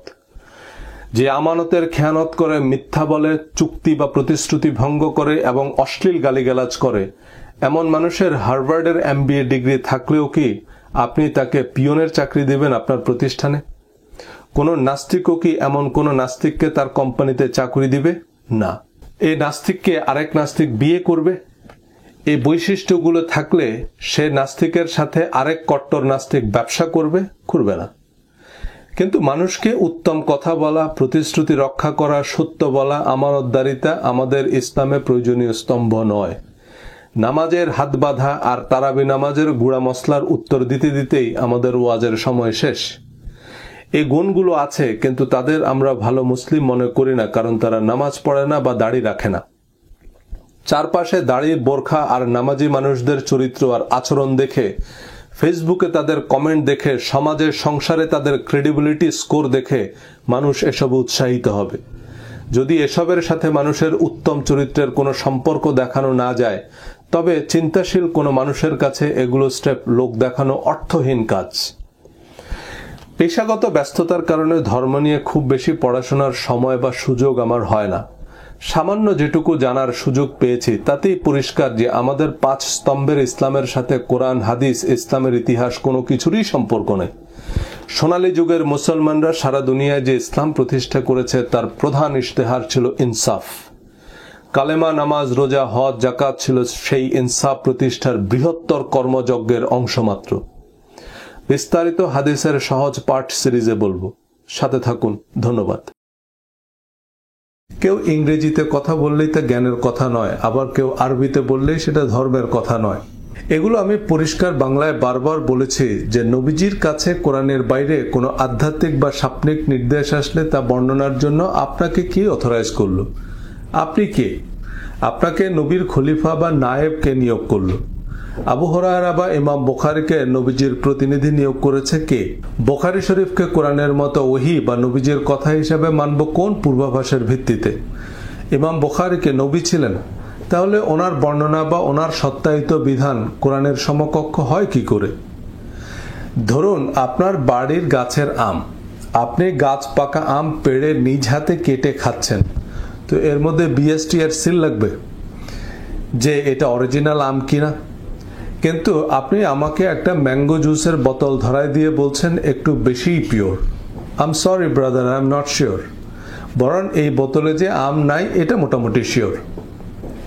আপনি ঘুরিয়া ফিরিয়ে আমাদেরকে ফজলি আমের ফজিলত বর্ণনা করছেন। আমাদের আপত্তি ফজলি আম নিয়ে নয়, আমাদের অভিযোগ আপনার সহি ব্র্যান্ডের কথিত ম্যাঙ্গো জুস নিয়ে। সেটাকে আমরা ফজলি আম বলে বিশ্বাস করব কেন? এবার আমি আসি যে নবী রাসূলগণ, সব নবী রাসূলকে কি আল্লাহ সুবহানাহু ওয়া তাআলা কিতাব দিয়েছেন? সব নবী রাসূলকে আল্লাহ সুবহানাহু ওয়া তাআলা কিতাব দেননি। তাহলে যে সমস্ত নবী রাসূলকে আল্লাহ সুবহানাহু ওয়া তাআলা কিতাব দেননি, সেই সমস্ত নবী রাসূলের উম্মতরা কি অনুসরণ করত? আদম আলাইহিস সালাতু ওয়াস সালামের অনুসারীরা কি অনুসরণ করত? নূহ আলাইহিস সালাতু ওয়াস সালামের অনুসারীরা কি অনুসরণ করত, যাদেরকে আল্লাহ সুবহানাহু ওয়া তাআলা কিতাব দেননি? কেন কিতাব দেওয়ার কথা তাদের ক্ষেত্রে আল্লাহ সুবহানাহু ওয়া তাআলা স্পষ্ট করেননি। আবার সব নবী কি শাসক ছিলেন? সজল ভাই তার বক্তব্যগুলোর মধ্যে এবং বইয়ের মধ্যে বলেছে যে আল্লাহ রাসূলের নির্দেশগুলো মানতে হয় কেন? আল্লাহ রাসূল শাসক ছিলেন তাই। তো অতীতে চলে যাওয়া সব নবী কি শাসক ছিলেন? রাসূল সাল্লাল্লাহু আলাইহি সাল্লাম মাক্কী জীবনে কি শাসক ছিলেন? তা মাক্কী জীবনে যখন তিনি শাসক ছিলেন না তখন তার নির্দেশ। আর ওই সমস্ত নবী যারা শাসক ছিলেন না এবং ওই সমস্ত নবী যাদেরকে আল্লাহ কিতাব দেননি, তাদের উপর তাদের যে নির্দেশ, তারা কিভাবে মানুষের কাছে দাওয়াতি কাজ করতেন? অবশ্যই তাদের হাদিস দিয়ে, যেটা আল্লাহ সুবহানাহু ওয়া তাআলা তাদেরকে কিতাবের বাইরে জানাতেন, সেটা দিয়ে তারা দাওয়াতি কাজ করতেন। আল্লাহ রাসূলের নির্দেশ মানার কারণ তিনি শাসক ছিলেন এ কথা আমি ডিবেটে বলিনি, আমার বইয়ে বলেছি। বইয়ে কেন বলেছি তার জন্য আমার বই পড়তে হবে। আমি বলেছি এটা একটা কারণ এবং তা তার সমসাময়িক কালের মানুষদের জন্য প্রযোজ্য। তার কয়েকটা আয়াতের উদাহরণ আমি ডিবেটে দিয়েছি। এবং মুসা আলাইহিস সালাতু ওয়াস সালামের ক্ষেত্রে তো স্পষ্ট জানা যায় যে কোরআনের ধারা বিবরণী পড়লে যে যখন ফেরাউনের মৃত্যু হলো, পানিতে ডুবে গেল, তারপরে আল্লাহ সুবহানাহু ওয়া তাআলা তাকে কিতাব দিলেন। তাহলে ফেরাউনের মৃত্যু হওয়া পর্যন্ত এতদিন যে মুসা আলাইহিস সালাম দাওয়াতি কাজ করলেন, এই দাওয়াতি কাজের সময়ে মানুষজনকে নিয়ে যাওয়া কত কি সবকিছু, এগুলো আল্লাহ সুবহানাহু ওয়া তাআলা তাকে আলাদা ওহীর মাধ্যমে জানিয়েছেন, কিতাবের মাধ্যমে নয়। তথা যে আমরা হাদিস ও মুসা বলতে পারি, যেটা আল্লাহ সুবহানাহু ওয়া তাআলা হাদিস হিসেবে উল্লেখ করেছে, হাল আতাকা হাদিস মুসা ইয নাদাহু রাব্বুহু বিল ওয়াদিল মুকাদ্দাসি তুওয়া। মুসার হাদিস কি তোমার নিকটে পৌঁছেছে? তারপরে আল্লাহ সুবহানাহু ওয়া তাআলা সূরা যারিয়াতে বলেছেন, হাল আতাকা হাদিসু যায়ফি ইব্রাহিম আল মুকরামিন। ইব্রাহিমের নিকটে যে মেহমান পাঠিয়েছিলাম, এই হাদিস কি তোমাদের নিকটে পৌঁছেছে? তারপর আল্লাহ সুবহানাহু ওয়া তাআলা সূরা নিসার 163-64 নম্বর আয়াতে বলছেন, ইন্না ওয়াহাইনা ইলাইকা কামা ওয়াহাইনা ইলা নূহ। আমি আপনার নিকটে ওহী করেছি যেমন নূহের নিকট করেছিলাম। তো নূহের নিকটে কিতাব নাই। নবীজির মক্কি জীবনে এবং পূর্ববর্তী নবীদের কাছে কখন কিভাবে কি নির্দেশ এসেছে, তাদের উম্মতরা কি অনুসরণ করতেন, কিভাবে করতেন, তা আল্লাহ কোরআনেই জানিয়েছেন। আল্লাহ আমাদের যতটুকু জানিয়েছেন এর বাইরে আমরা কিছুই জানি না। মুসা আলাইহিস সালামকে কখন কিতাব দেওয়া হয়েছে, কাদেরকে দেওয়া হয়নি, তা আল্লাহ কোরআনেই বলেছেন। যেসব নবীদেরকে আল্লাহ কিতাব দেননি তারা হাদিসের ভিত্তিতে দ্বীন প্রচার করেছেন, যেটা তাদেরকে কিতাবের বাইরে জানাতেন। এটা কোন দেশে যুক্তি ভাই? যাদেরকে কিতাবই দেননি তাদের কিতাবের বাইরে মানে কি? তাদের কাছে প্রত্যাদেশ এসেছে পূর্ববর্তী কিতাব প্রচার করতে। সে নবীরা মূলত আগের বা সমসাময়িক কিতাবের প্রচার করেছেন সহযোগী বা সংস্কারক হিসাবে। যেমন হযরত হারুন আলাইহিস সালামকে আল্লাহ কিতাব দেননি, তিনি তার ভাই মুসা আলাইহিস সালামের কিতাবই প্রচার করেছেন সহযোগী হিসাবে। ইসমাইল আলাইহিস সালাম তার পিতা ইব্রাহিম আলাইহিস সালামের কিতাব প্রচার করেছেন। হযরত সুলাইমান আলাইহিস সালামের তার পিতা দাউদ আলাইহিস সালামের কিতাবই প্রচার করেছেন। ইয়াহিয়া আলাইহিস সালাম তার পিতা জাকারিয়া আলাইহিস সালামের কিতাব। এভাবে আগেকার বেশিরভাগ নবী পিতা পুত্র সহোদর ভাই ছিলেন, ওনারা একই কিতাব একই বার্তা প্রচার করেছেন এবং এসব বিবরণ কোরআনেই আছে। ভাই, আমি আপনাকে কোরআন পড়তে বলছি, কোরআন পড়তে তো আর নিষেধ নেই, আমার বই ব্যাখ্যা কিছুই পড়ার দরকার নেই, আপনি জাকারিয়া সাহেবের অনুবাদটাই পড়েন। আগের সেগমেন্টেই বলেছি ওহি, হাদিস, তাফসির, কিতাব, কোরআন, ফুরকান, জিকির, বায়ান এসব অর্থে কোরআনকেই বোঝানো হয়েছে।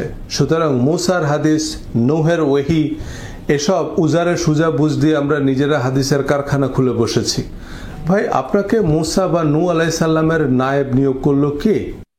এখানে আল্লাহ সুবহানাহু ওয়া তাআলা যতগুলো নবীর নাম বলেছেন, ওয়াহাইনা ইলা ইব্রাহিম ওয়া ইসমাঈল ওয়া ইসহাক ওয়া ইয়াকুব ওয়া আসবাত ওয়া ঈসা ওয়া আইয়ুব ওয়া ইউনুস ওয়া হারুন ওয়া সুলাইমান ওয়া আতাইনা দাউদ যাবুরা। এনাদের কারো কারো নিকটে কিতাব আছে, সকলের নিকটে কিতাব নাই। তাহলে তাদেরকে যেমন ওহী করেছিলাম, আপনাকে ওহী করেছি, তাহলে তাদেরকে কিতাবের বাইরে যে ওহী ছিল এটা হাদিস, মানে আল্লাহ রাসূলকেও কিতাবের বাইরে আমি হাদিস ওহী করেছি। এই দলিল দিয়ে ইমাম বুখারী রাহিমাহুল্লাহ তার সহিহ বুখারী শুরু করেছে এবং এটাই বুঝাতে চেয়েছেন ইমাম বুখারী রাহিমাহুল্লাহ এই আয়াত দিয়ে যে এখানে যে নবীগুলোর নাম উল্লেখ আছে যাদেরকে কিতাব দেওয়া হয়নি, অথচ আল্লাহ বলছে আমি তাদেরকে ওহী করেছি, মানে তাদেরকে হাদিস ছিল। আবার ওটাই আল্লাহ বলছেন আমি আপনাকে ওহী করেছি, মানে কিতাবের বাইরেও আমি আপনাকে তাদের মতো হাদিস ওহী হিসেবে দিয়েছি। নবীদেরকে কিতাবের বাইরে ওহী দিয়েছেন, এর ভিত্তিতে ইমাম বুখারী হাদিস সংকলন শুরু করেছেন। কিন্তু এই আয়াতের তাৎপর্য নবীজি এবং তার প্রধান সাহাবীরা বুঝতে পারেননি। নবীজি সাল্লাল্লাহু আলাইহি সাল্লাম এবং প্রধান সাহাবীরা এটা বুঝলে আমাদের কষ্ট করে ইমাম বুখারীর নাম জানার প্রয়োজন পড়তো না। ইমাম বুখারীর কাছে কি আল্লাহ ওহী বা হাদিস নাযিল করেছেন? বুখারী শরীফ কি ইমাম বুখারীকে দেয়া আল্লাহর কিতাব, নাকি নূহ আলাইহিস সালামের কিতাবের বাইরে দেয়া হাদিস? এবার আসি, কিতাবের বাহিরে কি কোনো কিছুর স্বীকৃতি আল্লাহ সুবহানাহু ওয়া তাআলা পবিত্র কোরআনে দেননি? সূরা আহকাফের 4 নম্বর আয়াতে আল্লাহ সুবহানাহু ওয়া তাআলা বলছেন ইউতুনি বিকিতাবিন মিন ক্বাবলি হাদা। মুশরিকদেরকে চ্যালেঞ্জ করে রাসূল সাল্লাল্লাহু আলাইহি ওয়াসাল্লামকে বলছেন যে আপনি মুশরিকদের চ্যালেঞ্জ দিয়ে বলেন যে ইউতুনি বিকিতাবিন মিন ক্বাবলি হাদা, তোমরা যে শিরক করতেছো এটার দলিল তোমরা পূর্ববর্তী অবতীর্ণ কোনো কিতাব থেকে নিয়ে আসো, অথবা আসারাতিম মিন ইলমিন, জ্ঞানের, অতীতের জ্ঞানের কোনো ভান্ডার যদি তোমাদের নিকটে থাকে, নবী রাসূলদের কথা হাদিস, সেখান থেকে তোমরা পেশ করো। তাহলে এখানে আল্লাহ সুবহানাহু ওয়া তাআলা কিতাবের বাইরে আরো একটা জিনিসকে দলিল হিসেবে উল্লেখ করেছেন সূরা আহকাফের 4 নম্বর আয়াতে। এবার আমরা আসি, পূর্ববর্তী কিতাবের পাশাপাশি অতীতের জ্ঞানকে আল্লাহর স্বীকৃতি দিয়েছেন। অতীতে আল্লাহ অনেক প্রজ্ঞাবান মানুষ পাঠিয়েছেন যারা আমাদের জন্য দিকদর্শন। সেই অতীতের জ্ঞানের কিছু বিবরণ কোরআনেও আছে। সূরা লোকমান নামে একটা সূরাই আছে। এই সূরায় লোকমান আলাইহিস সালামের প্রজ্ঞার বিবরণ আছে। লোকমান আলাইহিস সালাম তো নবী ছিলেন না, কিন্তু আল্লাহ ওনাকে হিকমা বা প্রজ্ঞা দিয়েছেন এবং তার প্রজ্ঞাপূর্ণ উপদেশ আল্লাহ কোরআনেই বলেছেন। এর বাইরে বিস্তারিত তথ্যের জন্য শায়খ আব্দুল্লাহ ইবনে আব্দুর রাজ্জাকের সাথে যোগাযোগ করতে বলেননি। বিস্তারিত জানানোর দরকার মনে করলে আল্লাহ 90 পারা কোরআন নাজিল করতেন, কিন্তু আল্লাহ কোরআনকে সম্পূর্ণ এবং পরিপূর্ণ বলেছেন, কারণ তাতে আমাদের জন্য প্রযোজ্য সকল জ্ঞান, উপমা, আদর্শ, উপদেশ, নির্দেশনা আছে। কোরআনের বাইরে নবীজির কাছে ওহী নাজিলের যে উদাহরণ দিয়েছেন তা হাদিসের কোথায় আছে? নবীজির হিকমা বা প্রজ্ঞা আপনি হাদিসে পাবেন না। কোরআনকে অসম্পূর্ণ প্রমাণে তিনি যেসব আয়াতের উদাহরণ এনেছেন যে এই নির্দেশগুলো কোরআনে নাই, তা তিনি হাদিস থেকে তো দেখাননি। এগুলোর উত্তর হাদিসেও নেই। আবার অনেক তথ্য আমরা ঐতিহাসিক ধারা বিবরণী থেকে জানি, কিন্তু ইতিহাস কি জীবন বিধান বা শরীয়তের উৎস? হাদিস বর্ণনাকারী সাহাবী ইমামদের জীবনী তো আর হাদিস নয়, তার জীবনী শাস্ত্র বা আসমাউর রিজাল শাস্ত্র। কিন্তু সিরাত বা ইতিহাস সাধারণ তথ্য, কোনো এভিডেন্স বা আইন নয়। কারণ ইতিহাসের জালিয়াতি বিকৃতি সম্পর্কে আমরা জানি। ভিক্টরস রাইট দ্য হিস্ট্রি, ইতিহাস লিখে সরকারি দল। শায়খ আব্দুল্লাহ কি ইতিহাসকে হাদিসের মতো মানতে বাধ্য মনে করেন? কিন্তু ইসলামের ইতিহাস ছাড়া আমরা ইসলামের অনেক কিছুই কোরআন হাদিস পড়েও বুঝব না। আবু হুরায়রা রাদিয়াল্লাহু তাআলা আনহুর জীবন বৃত্তান্ত না জানলে তার বর্ণিত হাদিসের কোনো ভিত্তিই নেই। কিন্তু আবু হুরায়রার জীবনী তো আর হাদিস নয়, তা নবীজির বর্ণনা নয়। আবু হুরায়রা যে বিশ্বস্ততা বলছেন ইবনে আসাকির। এখন আল্লাহ ও তার রাসূলের অনুসরণ মানে তো আবু হুরায়রা বা ইবনে আসাকিরের অনুসরণ নয়। যে রাসূল সাল্লাল্লাহু আলাইহি ওয়াসাল্লাম কে আল্লাহ সুবহানাহু ওয়া তাআলা আদর্শ বলেছে, তো এই আদর্শ বলার অর্থটা কি? এই আদর্শ বলার অর্থটা আমরা বুঝতে পারবো আল্লাহ সুবহানাহু ওয়া তাআলা সূরা মুমতাহিনার 4-5 নম্বর আয়াতে ইব্রাহিম আলাইহিস সালামকে আদর্শ বলেছে। কি বলেছে? قد كانت لكم أسوة حسنة في إبراهيم হে উম্মতে মুহাম্মাদী তোমাদের জন্য ইব্রাহিমের মধ্যে উত্তম আদর্শ রয়েছে। এখন মজার বিষয় হচ্ছে ইব্রাহিম আলাইহিস সালামের কোনো কিতাব তো আমাদের কাছে আসেনি। এখন মুহাম্মদ সাল্লাল্লাহু আলাইহি ওয়াসাল্লাম উত্তম আদর্শ, এখন মুহাম্মদ সাল্লাল্লাহু আলাইহি ওয়াসাল্লামের কিতাব কোরআন আছে, তাই শুধু কোরআন মানতে হবে আর কোরআনের বাইরে আমি কিছু মানবো না। এখন ইব্রাহিম যে উত্তম আদর্শ, তো ইব্রাহিমের কোনো কিতাব যা আমার কাছে নাই। ইব্রাহিম আলাইহিস সালামের উপর যে কিতাব অবতীর্ণ হয়েছিল এটা তো আমার কাছে নাই। আমার কাছে কি আছে? ইব্রাহিম আলাইহিস সালামের জীবনের ঘটনা, যে ঘটনাগুলো আল্লাহ কোরআনে বর্ণনা করেছে, যেগুলো কিতাবের অন্তর্ভুক্ত নয়। কেন? ওগুলো তার স্বাভাবিক জীবনের ঘটনা। উনি যে চন্দ্র দেখে জিজ্ঞেস করলেন যে চন্দ্রই মনে হয় প্রতিপালক, সূর্যই মনে হয় প্রতিপালক, এটা তো ওনার স্বাভাবিক জীবনের ঘটনা, এটা তো কিতাবের অংশ নয়। উনি যে মূর্তি ভেঙে দিলেন, তারপরে ওনার স্ত্রী যে সাফা মারওয়াতে দৌড়ালো, তো সাফা মারওয়াতে দৌড়ানো তার কোনো কিতাব ওখানে ছিল না যে কিতাব দেখে উনি সাফা মারওয়াতে দৌড়িয়েছেন, ওটা ওনার স্বাভাবিক কাজ। ওই স্বাভাবিক কাজটাকে আল্লাহ আদর্শ বানিয়ে দিয়েছে যে ইন্না সাফা ওয়াল মারওয়াতা মিন শাআইরিল্লাহ। ইব্রাহিম এর স্ত্রী যে স্বাভাবিক কাজটা করলো, স্বাভাবিক কাজ তোমাদের জন্য আদর্শ। ইব্রাহিম আলাইহিস সালামের পুরো জীবন আদর্শ, যে পুরো জীবনকে আল্লাহ সুবহানাহু ওয়া তাআলা পবিত্র কোরআনে উল্লেখ করেছেন। সেটা কি? সেটা তো ইব্রাহিম আলাইহিস সালামের কিতাব নয়, তার সাধারণ জীবনী। তাহলে ইব্রাহিম আলাইহিস সালামের সাধারণ জীবনে যদি উসওয়া হাসানা হতে পারে, তাহলে অবশ্যই মুহাম্মদ সাল্লাল্লাহু আলাইহি ওয়াসাল্লামের উসওয়া হাসানা দ্বারা যদি আমি বলি শুধু কিতাব, তাহলে এটা রাসূল সাল্লাল্লাহু আলাইহি পবিত্র কোরআনকে অস্বীকার করা হবে। ইব্রাহিম আলাইহিস সালামের আদর্শ সম্পর্কে যে ইন্টারেস্টিং ব্যাখ্যা দিয়েছেন তা শুনে আমি যে কারণে হাসছিলাম, এটা মূলত আমার যুক্তি। আমাদের নবীজির মধ্যেই আমাদের জন্য উত্তম আদর্শ আছে। হাদিসের পক্ষে প্রায় এই যুক্তি দেওয়া হয় যে নবীর আদর্শ আমরা কার কাছ থেকে জানব। আমি এর উত্তরে বলেছিলাম যে ইব্রাহিম আলাইহিস সালাম সহ সকল নবীদের মধ্যেই আমাদের জন্য উত্তম আদর্শ রয়েছে। তো ইব্রাহিম আলাইহিস সালামের আদর্শ বা সুন্নত আমরা কোন শরীফ থেকে জানব? উনি আমার বই বা ভিডিও থেকে আগেই জেনেই সে কথাগুলো বললেন, কিন্তু এই কথাগুলো যে ওনার আর্গুমেন্টের পক্ষে যায় না, এটা বোঝার মতো সামর্থ্য ওনার পঙ্গপালের নেই। ইব্রাহিম আলাইহিস সালাম সহ সকল নবীদের জীবন আদর্শ আল্লাহ কোরআনে বর্ণনা করেছেন। সূরা ইব্রাহিম নামে একটা আস্ত সূরাই আছে কোরআনে। আল্লাহ ইব্রাহিম আলাইহিস সালামের দৈনন্দিন জীবনের ঘটনাই বর্ণনা করেছেন। নবীজি সাল্লাল্লাহু আলাইহি সাল্লামের জীবনে আমাদের জন্য উসওয়া হাসানা বা উত্তম আদর্শ আছে, তাই নবী জীবনের বৃত্তান্ত আল্লাহ কোরআনে বর্ণনা করেছেন। কিন্তু ওনারা উজবেকিস্তান গিয়ে বসে আছেন, তো তাই চোখে পড়েনি। সূরা আহজাব পড়লে দেখবেন নবীজির ঘরের কথা, অন্দরমহলের সব কথা কোরআনে বলা আছে। কোরআনের সকল বিধিবিধান আল্লাহ নবীজিকে দিয়েই বলিয়েছেন। কোল বা হে নবী আপনি বলুন, এই শব্দটা কোরআনের 332টা আয়াতের শুরুতে এসেছে। এছাড়া হে নবী আপনি পড়ুন, আপনি জানিয়ে দিন, নবীর জন্য এটা করা পাপ হবে না, নবীর জন্য এটা করা উচিত হবে না। এগুলো সব নবীজির কাউলি বা ফেরলি হাদিস। নবীজির জীবনের ঘটনা, নবী জীবনের আদর্শ আল্লাহ কোরআনে বর্ণনা করেছেন, এজন্যই তো কোরআন কমপ্লিট। ইব্রাহিম আলাইহিস সালামের উসওয়া হাসানা আল্লাহ কোরআনে বর্ণনা করেছেন এবং তা আমাদের জন্য যথেষ্ট। নবীজি সাল্লাল্লাহু আলাইহি সাল্লাম মদিনায় হিজরতের সময় তিনি জানতেন না মদিনাবাসী ওনার সাথে কি আচরণ করবে। এর আগে তায়েফের অভিজ্ঞতা, মক্কায় স্বজাতির অত্যাচার, নিজের ভিটামাটি থেকে উৎখাত ওনার মনকে দুর্বল করে দিল। আল্লাহ নবীজিকে দোয়া শিখিয়ে দিয়েছেন যে আপনি আমার কাছে এই দোয়া করুন, রব্বি আদখিলনি মুদখালা সিদকিন ওয়াখরিজনি মুখরাজা সিদকিন ওয়াজআলনি মিন লাদুনকা সুলতানান নাসীরা। যে হে আল্লাহ, আপনি আমাকে মদিনায় সম্মানিত করবেন এবং আপনার পক্ষ থেকে আমার জন্য সাহায্যকারী পাঠান। আল্লাহ নবীজিকে মদিনার বাদশাহ বানিয়েছেন, পুরো মদিনাবাসীকে নবীজির জন্য আনসার বানিয়ে দিলেন।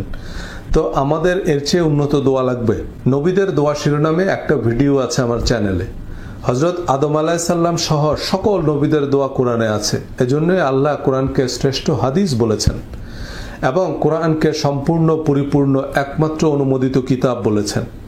সূরা ইব্রাহিম, সূরা নূহ, সূরা আম্বিয়া, সূরা ইউসুফ, সূরা হুদ, সূরা ইউনুস, সূরা আহজাব, সূরা মুহাম্মদ, সূরা মারইয়াম, কোরআন জুড়েই তো নবীদের জীবন আদর্শ আল্লাহ বর্ণনা করেছেন।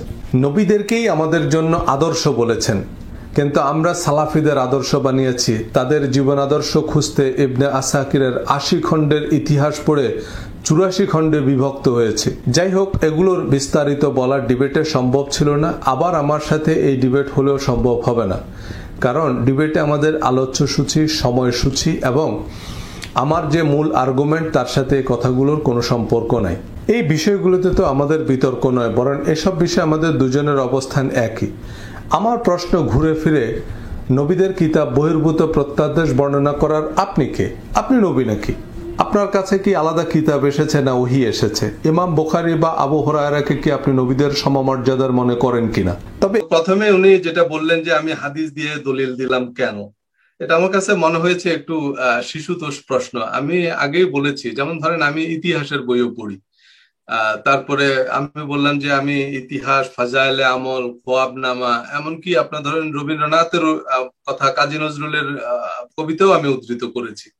তো এর মানে তো এই না যে কাজী নজরুলকে আমি নবী হিসাবে মানি, আমি তো তাকে কবি হিসাবে মানি, তাই না? আমি হাদিস মানি, এটার অর্থ কি দাঁড়ায়? যেমন ধরেন আমি নারকেল খাই, এটার অর্থ তো এই না যে আমি নারকেল গাছ সহ খাই, তাই না? আমি জানি নারকেলের কোনটা খাইতে হয় আর কোনটা দিয়ে পাপোশ বানাইতে হয়। যাই হোক, আমি যে হাদিসগুলো উপস্থাপন করলাম সেগুলোর কিন্তু উনি কোনো রিবার্টাল দিলেন না। তার মানে এই হাদিসগুলো, যেমন নবীজি বিদায় হজের ভাষণে যেটা বলে গেলেন, তার বাইরে আসলে সিআইসি তাই অন্য কোনো কথা বলা নাই, সেটা আপনারা আশা করি বুঝতে পেরেছেন। তো এখন এই হাদিসগুলোকে যদি আপনি অ্যাকনলেজ না করেন, আপনি যদি এই হাদিসগুলোকে না মানেন, তার মানে তো আপনি হাদিসও মানেন না। আপনি শুধু এটা একটা উত্তর দিলেই তো হবে না যে আপনি হাদিস দিয়ে কেন দলিল দিলেন। এই হাদিসগুলো তো কোরআনে আছে, তার মানে আপনি হাদিসের ভিত্তিতে আপনি কোনো বিধান ইম্পোজ করতে পারবেন না। আমি বলতেছি যে হাদিসের ভিত্তিতে আপনি কোনো নতুন বিধান ইম্পোজ করতে পারবেন না যেটা কোরআনে নাই। সেটা ছিল আমার আর্গুমেন্ট। এরপরে যে প্রশ্নটা উনি করলেন যে রাসূল সাল্লাল্লাহু আলাইহি সাল্লাম ওনার জীবদ্দশায় কোনো স্বাধীন সিদ্ধান্ত দিতে পারতেন কিনা, এই প্রশ্নে আমি খুব সহজ করে বলি। যেমন ধরেন ওনার 23 বছরের নবুয়তি জীবনে, তো মক্কায় কোরআনের হয়তো অর্ধেক নাজিল হয়েছে, তো অনেক প্রশ্নের সমাধান আসছে, অনেক প্রশ্ন আসছে যেগুলোর কোরআনে স্পেসিফিক অ্যান্সার দেয়া ছিল না। উনি হয়তো একটা সমাধান দিলেন, কিন্তু পরবর্তীতে অনেক ফরজ কিন্তু বাতিল হয়ে গেছে, বা অনেক ফরজ নতুন করে ইম্পোজ করা হয়েছে, অনেক হালাল হারাম হয়ে গেছে, অনেক হারাম হালাল হয়ে গেছে। এখন হাদিসের কি আপনি স্পেসিফিক কোন ডেট বলতে পারবেন? যেমন আব্দুল্লাহ ভাই তো হাদিসের এক্সপার্ট, উনি হাদিস বিশারদ। আমি একটা হাদিস বললে আপনি কি এক্সাক্ট ডেট বলতে পারবেন যে এই হাদিসটা কি কত তারিখের? মানে এই হাদিসটা কি মক্কায় থাকতে নবীজি বলছেন, না মদিনায় গিয়ে বলছেন, নাকি এটা অন্য কোনো জায়গায় বলছেন? আর আমি যদি ডেট না জানি তাহলে আমি কেমনে বুঝবো? কারণ ধরেন সূরা মায়েদায় একটা আয়াত আছে যে আজ আমি তোমাদের জন্য সেই খাবারগুলো হালাল করে দিলাম যেগুলো ইহুদিদের জন্য হারাম করা হয়েছিল বা আহলে কিতাবদের জন্য হারাম করা হয়েছে। তার মানে আগে যে খাবারগুলো হারাম ছিল সেগুলোকে হালাল করে দেওয়া হয়েছে আজকের দিনে। তাহলে এখন হাদিসটা কয় তারিখের আর কোরআনের আয়াত কয় তারিখের আমি কেমনে বুঝবো? এখন আমি হয়তো হাদিসের আপনি ন্যারেশন অনুযায়ী বলতেছেন এই হাদিসটা সহি, সুতরাং এই খাবারটা হারাম, কিন্তু পরবর্তীতে কোরআনের আয়াত নাজিল হয়ে তো এই খাবার হালাল হয়ে গেল। তো এই জন্য আমি বলতেছি মানে হাদিসের ভিত্তিতে আপনি আলাদা করে সিদ্ধান্ত দিতে পারবেন। এখন এখানে আমি আপনাকে একটা হাদিস বলি, তাহলে আপনি বুঝবেন যে নবীজি যে সিদ্ধান্ত মানে কোরআনের যেগুলো স্পেসিফিক বলে নাই সেগুলো কিভাবে দিতেন, সেটা বুখারী শরীফেই আছে। দেখেন, সহিহ বুখারী পোশাক অধ্যায় হাদিস নম্বর 5492, আব্দুল্লাহ ভাইয়ের এই প্রশ্নের উত্তর। নবীজি সাল্লাল্লাহু আলাইহি সাল্লাম সেই সব ব্যাপারে আহলে কিতাবদের সামঞ্জস্য রক্ষা করে চলা পছন্দ করতেন যেসব ব্যাপারে তাকে কোরআনে কোনো স্পষ্ট নির্দেশ দেওয়া হয়নি। আর আহলে কিতাবরা তাদের চুল ঝুলিয়ে রাখতো এবং মুশরিকরা তাদের মাথার চুল সিঁথি কেটে রাখতো। মানে আহলে কিতাবরা এরকম লম্বা লম্বা চুল রাখতো, মাথার উপর ঝুলার মাঝখান দিয়ে সিঁথি কেটে রাখতো। নবী সাল্লাল্লাহু আলাইহি সাল্লাম তার চুল ঝুলিয়েও রাখতেন, সিঁথিও কাটতেন। নবীজির চুল কিন্তু এরকম লম্বা লম্বা ছিল এবং মাঝখান দিয়ে সিঁথি কাটা ছিল। তো দেখেন, কোরআনে যে স্পেসিফিক নির্দেশ দেওয়া হয়নি সেটা উনি আহলে কিতাবদের অনুকরণে করতেন বা মুশরিকদের অনুকরণে করতেন। অনেকে বলে যে ভাই কোরআনে তো কবর দেওয়ার নিয়ম নেই, তো কেমনে তো কবর দিবেন? অনেকে আবার কটাক্ষ করে বলে আপনাকে কি কবর দেবো নাকি ঝুলিয়ে রাখবো? তো আচ্ছা, ভালো কথা, তো নবীজির আব্বা যে মারা গিয়েছেন ওনার জন্মের আগে, বা ওনার আম্মা মারা গেছে ওনার নবুয়তির আগে, তো ওনাদের কি কবর দিয়েছে? কিভাবে দিছে? এই এখন যেভাবে কবর দেওয়া হয় সেভাবেই দিছে। তার মানে কি এই জিনিসগুলো ওই আগের যে সিলসিলা, আগের যে রীতি সে অনুযায়ী কিন্তু করা হচ্ছে। আর আরেকটা বিষয় হচ্ছে কি, রাসূলের সব তথ্য কি কোরআনে আছে? হ্যাঁ, রাসূলকে আল্লাহ বিভিন্ন ভাবে ইনস্ট্রাকশন দিতেন স্বপ্ন যোগে, সেসব কথা কোরআনে কেন? সেসব কথা আমরা কেন জানবো? হোয়াইট হাউসের মধ্যে এমন অনেক কিছু হয়, সেসব কথা কি আমরা জানি নাকি? তারা পাবলিকলি যেটুকু ডিক্লেয়ার করে সেটুকু আমরা জানি। এর বাইরে সিআইএ যেসব গোপন মিটিং করে, আমরা যদি বলি যে না সেখানেও তো কিছু তথ্য আছে সেগুলো আমাদের জানতে হবে, সেগুলা জানার চেষ্টা করাও একটা ক্রাইম। আমি যদি এখন হোয়াইট হাউসের ওয়েবসাইট হ্যাক করি যে হোয়াইট হাউসের ভিতরে কি কি হচ্ছে আমার একটু জানা দরকার, বা পেন্টাগনে কি কি আলোচনা হচ্ছে এটা যদি আমি হ্যাক করার চেষ্টা করি, আমাকে এসে আগে এফবিআই ধরবে যে তুমি এটা ট্রাই করতেছো কেন। যেটা আল্লাহ আমাকে জানায়নি সেটা আমার জানার দরকারটা কি? সেটা আমি কেন জানতে যাব? আর রাসূলের হিকমা আপনি হাদিসে পাবেন না। যেটা আব্দুল্লাহ ভাই বলছে, কোরআনের বাইরে হাদিসে গেলে আমরা সব পাবো না। আপনি যদি নবীজির প্রজ্ঞার কথা বলেন, নবীজির কোর কমিটি কারা? নবীজির কোর কমিটি হচ্ছে আবু বকর, ওমর, ওসমান, আলী, আব্দুর রহমান ইবনে আউফ রাদিয়াল্লাহু তাআলা আনহু আজমাইন। ওনারা হচ্ছে নবীজির কোর কমিটি। ওনাদের সাথে রাজনৈতিক, সামরিক, তারপরে কূটনৈতিক এসব বিষয়ে আলোচনা হতো। এখানে হচ্ছে নবীজির প্রজ্ঞা, এইসব বিষয়ে উনি যেসব দূরদর্শী সিদ্ধান্ত নিতেন, এরা হচ্ছে সেসবের সাক্ষী। কিন্তু আপনি আমাদের বুখারী শরীফের একটা চ্যাপ্টার পড়ে দেখেন, আপনি হযরত আবু বকর থেকে বর্ণিত হাদিস কয়টা পাবেন? হযরত ওমর রাদিয়াল্লাহু তাআলা থেকে বর্ণিত হাদিস কয়টা পাবেন? খুবই কম। এনারা কিন্তু প্রধান হাদিস বর্ণনাকারী সাহাবী না। প্রধান হাদিস বর্ণনাকারী সাহাবী হচ্ছে আব্দুল্লাহ ইবনে ওমর। আচ্ছা, আমার দাদা সম্পর্কে বেশি তথ্য কি আমি দিতে পারবো, না আমার আব্বা দিতে পারবে, বা আমার কাকা দিতে পারবে?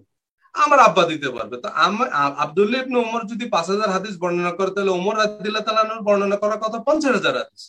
ওনার হাদিস কই? উনি হাদিস বর্ণনা করেছে সর্বোচ্চ 100।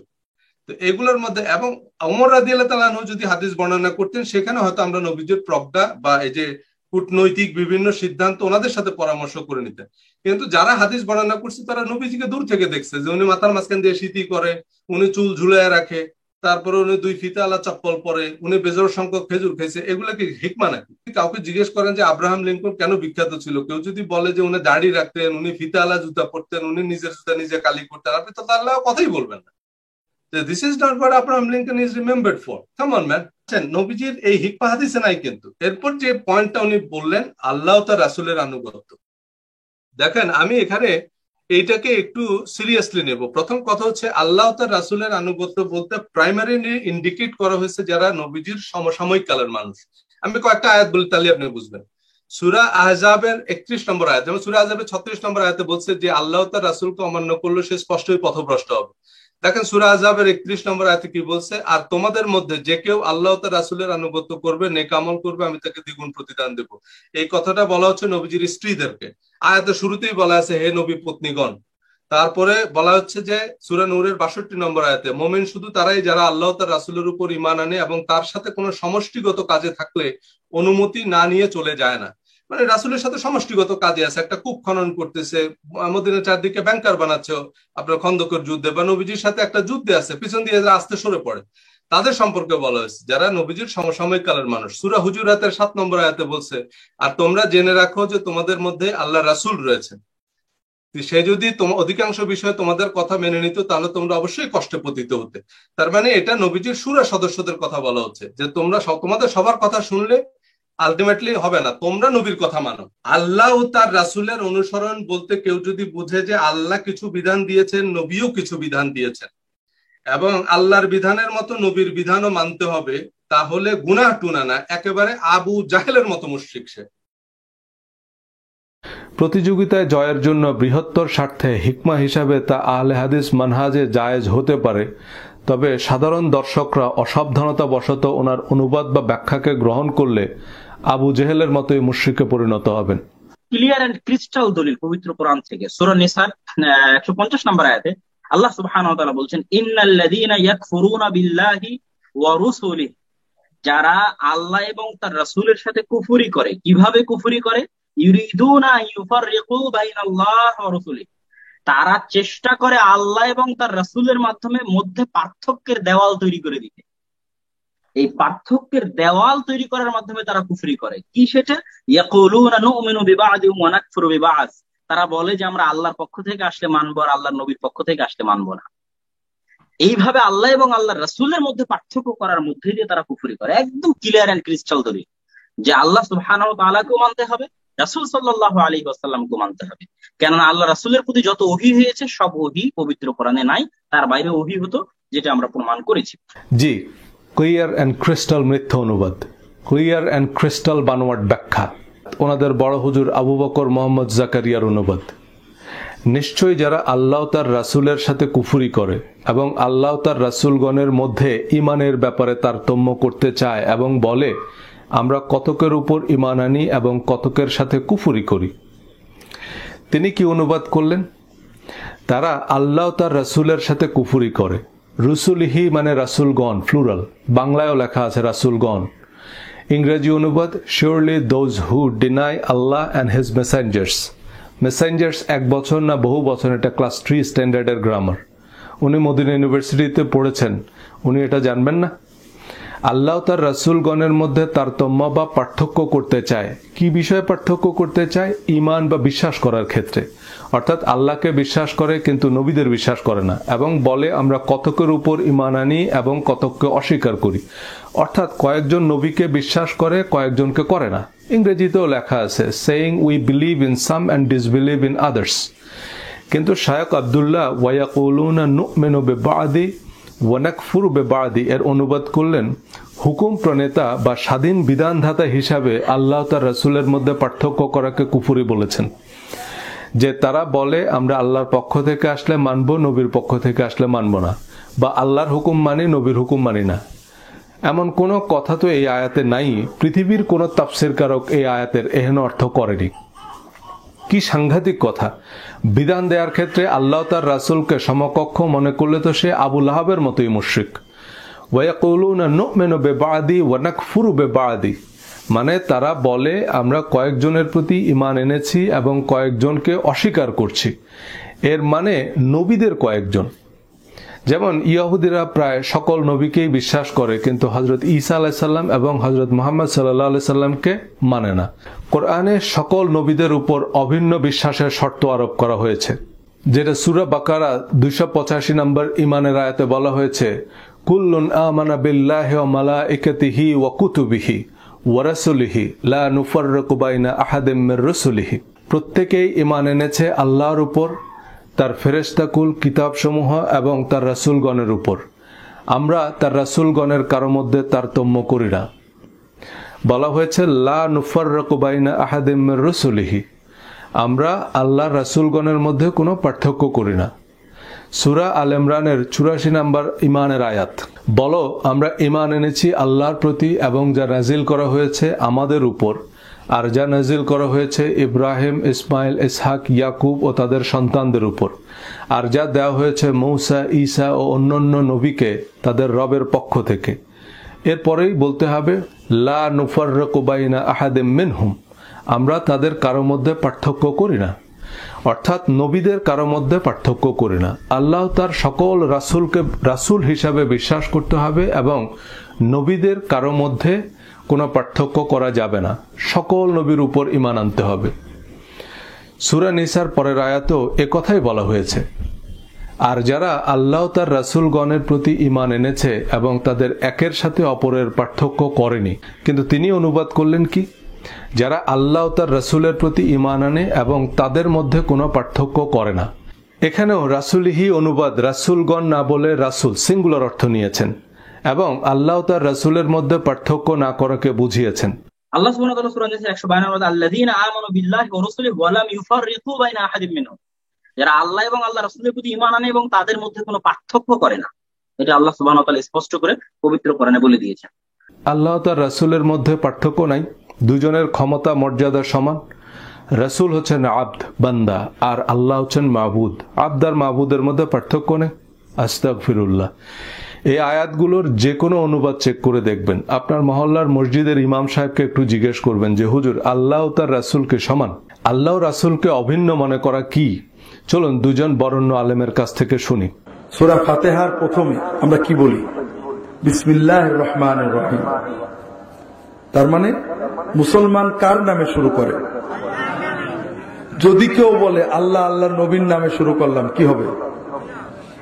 গুনাহ টুনা না, আপনি আবু জেহেলের মতো মুশরিক হয়ে যাবেন। কেউ যদি বলে পীর বাবার নামে শুরু করলাম, কি হবে? আবু জেহেলের মতো মুশরিক হয়ে যাবে। কেন? আমি একটু পরে বলছি, যদি আল্লাহ তৌফিক দেন, সময় থাকে। যদি কেউ বলে মা ফাতেমার নামে করলাম, চললাম, শুরু করলাম, গাঙে ঝাঁপ দিলাম, তাহলে কি হবে? কি হবে? আবু জাহালের মতো মুশরিক হয়ে যাবেন। খুব ভালো করে বুঝেন, ইসলামে একমাত্র বিসমিল্লাহ ছাড়া বিসমিল নবী বলে কোন জিনিস আছে কিনা? বিসমিল ওয়ালি, ওলির নামে, বাবার নামে। যদি কেউ আল্লাহর নাম ছাড়া আর কারো নামে যাত্রা করে, শুরু করে, ভরসা করে, নির্ভর করে, কুরবানি করে, জবাই করে, ওই ব্যক্তি নামাজ রোজা করলেও আবু জাহেলের মতোই মুশরিক। কথাবার্তার মধ্যে শিরকে আসগার আছে। কি উপরে আল্লাহ আছে, নিচে আপনারা আছেন, বলি না আমরা? উপরে আল্লাহ আছে, নিচে আপনারা আছেন। এই আপনারা একটু চাইলে তো আমার কাজটা হয়ে যাবে। উর্ফে আল্লাহ, আগে আল্লাহ, ভিসে আপনারা, বলি না এরকম? রাসূল সাল্লাল্লাহু আলাইহি ওয়াসাল্লামের কাছে এক লোক এসে বলতেছে, মাশা আল্লাহু ওয়া শাইতা, আল্লাহ চাইলে আর আপনি চাইলে তো হয়ে যাইব। আর রাসূল সাল্লামের চেহারা পরিবর্তন হয়ে গেছে, যে আজআলতানি লিল্লাহি নিদ্দা, তুমি আমারে আল্লাহ শরীক বানিয়ে দিছো। আল্লাহ চাইলে আর আমনে চাইলে, তাহলে দনোজন তো মানে যোগ, আপনি আর ও মানে তো যোগ, আপনি যোগ আল্লাহ, আল্লাহ যোগ আপনি, দনোজন সমান বানিয়ে দিছো, কি করলে তুমি? তো বলে যে বলতে হবে কিভাবে তাইলে?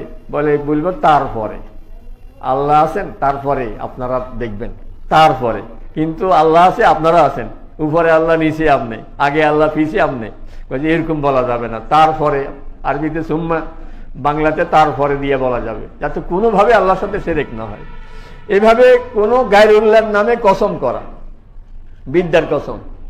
কোনো সময় স্কুলে মাদ্রাসায় যারা পড়ে, ওই পোলামাইন সমবয়সী, ওই ঘরের মধ্যে শিখছে বিদ্যার কসম, মার কসম, বিদ্যার কসম। তো একটা একটা থেকে শিখতে শিখতে এখন বলি ফেলায়, বলে না এরকম?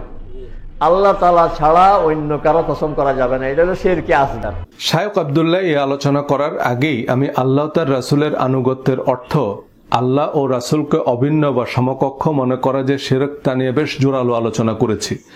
কিন্তু আমার কথা বোঝা তো দূরের কথা, শোনারও প্রয়োজন মনে করেননি। শায়খ তার পোশাকের সুবিধা এবং পঙ্গপালের সমর্থন নিয়ে মিথ্যা অনুবাদ ব্যাখ্যাই করে গেলেন। আমি আগেই উত্তর দিয়েছি, কিন্তু তিনি তারপরও স্ক্রিপ্ট পড়ে গেলেন। যেমন এই প্রশ্নের প্রতি উত্তর আমি আগেই দিয়েছি, এবং তার সাথে বড় হুজুর জাকারিয়া সাহেবের একটা বক্তব্য বিশ্লেষণ করে দেখাবো। আগে আমার বক্তব্য শুনুন। আল্লাহ ও তার রাসূলের অনুসরণ বলতে কেউ যদি বুঝে যে আল্লাহ কিছু বিধান দিয়েছেন, নবীও কিছু বিধান দিয়েছেন, এবং আল্লাহর বিধানের মতো নবীর বিধানও মানতে হবে, তাহলে গুনাহ টুনা না, একেবারে আবু জাহেলের মতো মুশরিক সে। একদম, আমি একদম পরিষ্কার করে বলতেছি, আপনাকে রেফারেন্স দিয়ে বলতেছি, শুনেন। সূরা তাওবার 30 নম্বর আয়াত বলছে, ওয়াকালাতিল ইয়াহুদা উজাইর ইবনুল্লাহ ওয়াকালাতিন নাসারা মাসিহ ইবনুল্লাহ, যে ইহুদিরা বলে উজাইর আল্লাহর পুত্র, নাসারারা বলে মাসিহ আল্লাহর পুত্র।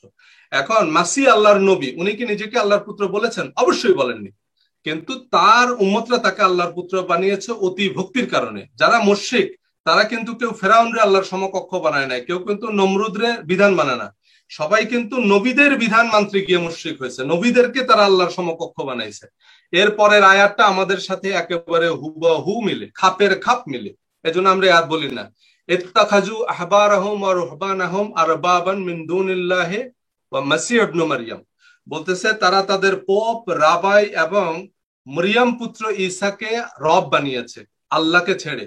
এই জায়গায় শুধু নামগুলো চেঞ্জ করে দেন, যে তারা তাদের মুহাদ্দিস, মুফাসসির এবং ফুকাহায়ে কেরাম এবং মুহাম্মদ ইবনে আব্দুল্লাহকে রব বানিয়েছে আল্লাহকে ছেড়ে। কিভাবে রব বানিয়েছে দেখেন। আপনি খ্রিস্টানদেরকে যদি বলেন যে আচ্ছা তোমাদের কিতাবে তো শুকর হারাম, তো খাও কেন? বলবে এটা মাসি হালাল করে দিয়ে গেছে। তাদেরকে যদি বলেন যে আচ্ছা মাসি তোমাদের কিতাবে এই করতে বলছে, করো না কেন? বলবে এগুলা মাসি বলছে, করা লাগে না, শুধু আপনি চার্চে গিয়ে রোববারে বলবেন ইয়া মাসি সালাম আলাইকা, মাসি আপনাকে কান্দে করে পুলসিরাত পার করে দিবে। ঠিক এই কথাগুলো আমাদের বেলায় প্রযোজ্য। তা আমরা বলি কি যে এই 4টা আল্লাহ হালাল হারাম করছে, আর নবী 40টা হারাম করছে, আর ফুকাহায়ে কেরাম 400 জিনিস হারাম করছে। তার মানে ফুকাহায়ে কেরামেরও 400 জিনিস হারাম করার রাইট আছে। দেখেন এগুলা যে শিরক, আল্লাহ পরের আয়াতে বলতেছে ওয়ামা উমেরু ইল্লা লিয়াবুদু ইলাহা ওয়াহিদ, অথচ তাদেরকে আদেশ দেওয়া হয়েছে এক আল্লাহর ইবাদত করতে, কিন্তু তারা ইবাদত করে কাদের? তাদের রাবাইদের। আমরা ইবাদত করি আমাদের ফুকাহায়ে কেরামদের। এরপরে আল্লাহ কি বলছে? লা ইলাহা ইল্লা হুয়া, তিনি ছাড়া আর কোনো অথরিটি নাই, আর কারো হালাল হারামের বিধান দেওয়ার রাইট নাই। সুবহানাহু আম্মা ইউশরিকুন, তারা আমার সাথে যাদেরকে শরীক করে আমি তাদের থেকে পবিত্র, মানে কেউ আমার পার্টনার না। দেখেন এই মাসিহ সম্পর্কে কি বলছে, সূরা মায়েদার 75 নম্বর আয়াতে বলছে মাল মাসিহু ইবনু মারইয়াম ইল্লা রাসূল, যে মাসিহ রাসূল ছাড়া কিছুই না। রাসূলের বিধান দেওয়ার মানে কোনো এখতিয়ারই নেই তার, সে হচ্ছে আমার রাসূল, সে আমার বিধানটা মানুষের কাছে পৌঁছে দিবে, নিজ থেকে সে বিধান কিভাবে দিবে? মাসির সে ক্ষমতাই নেই। আকাদ খালাত মিন ক্বাবলিহির রাসূল, বলছে যে তার আগে বহু রাসূল গত হয়েছে। এটা আমাদের রাসূলের বেলায়ও প্রযোজ্য। বিধান দেওয়ার কোনো ক্ষমতা কোন রাসূলের নাই, বিধান একমাত্র আল্লাহর। ইনাল হুকমু ইল্লা লিল্লাহ, নবীর কাজ হচ্ছে সেটা মানুষের কাছে পৌঁছে দেয়।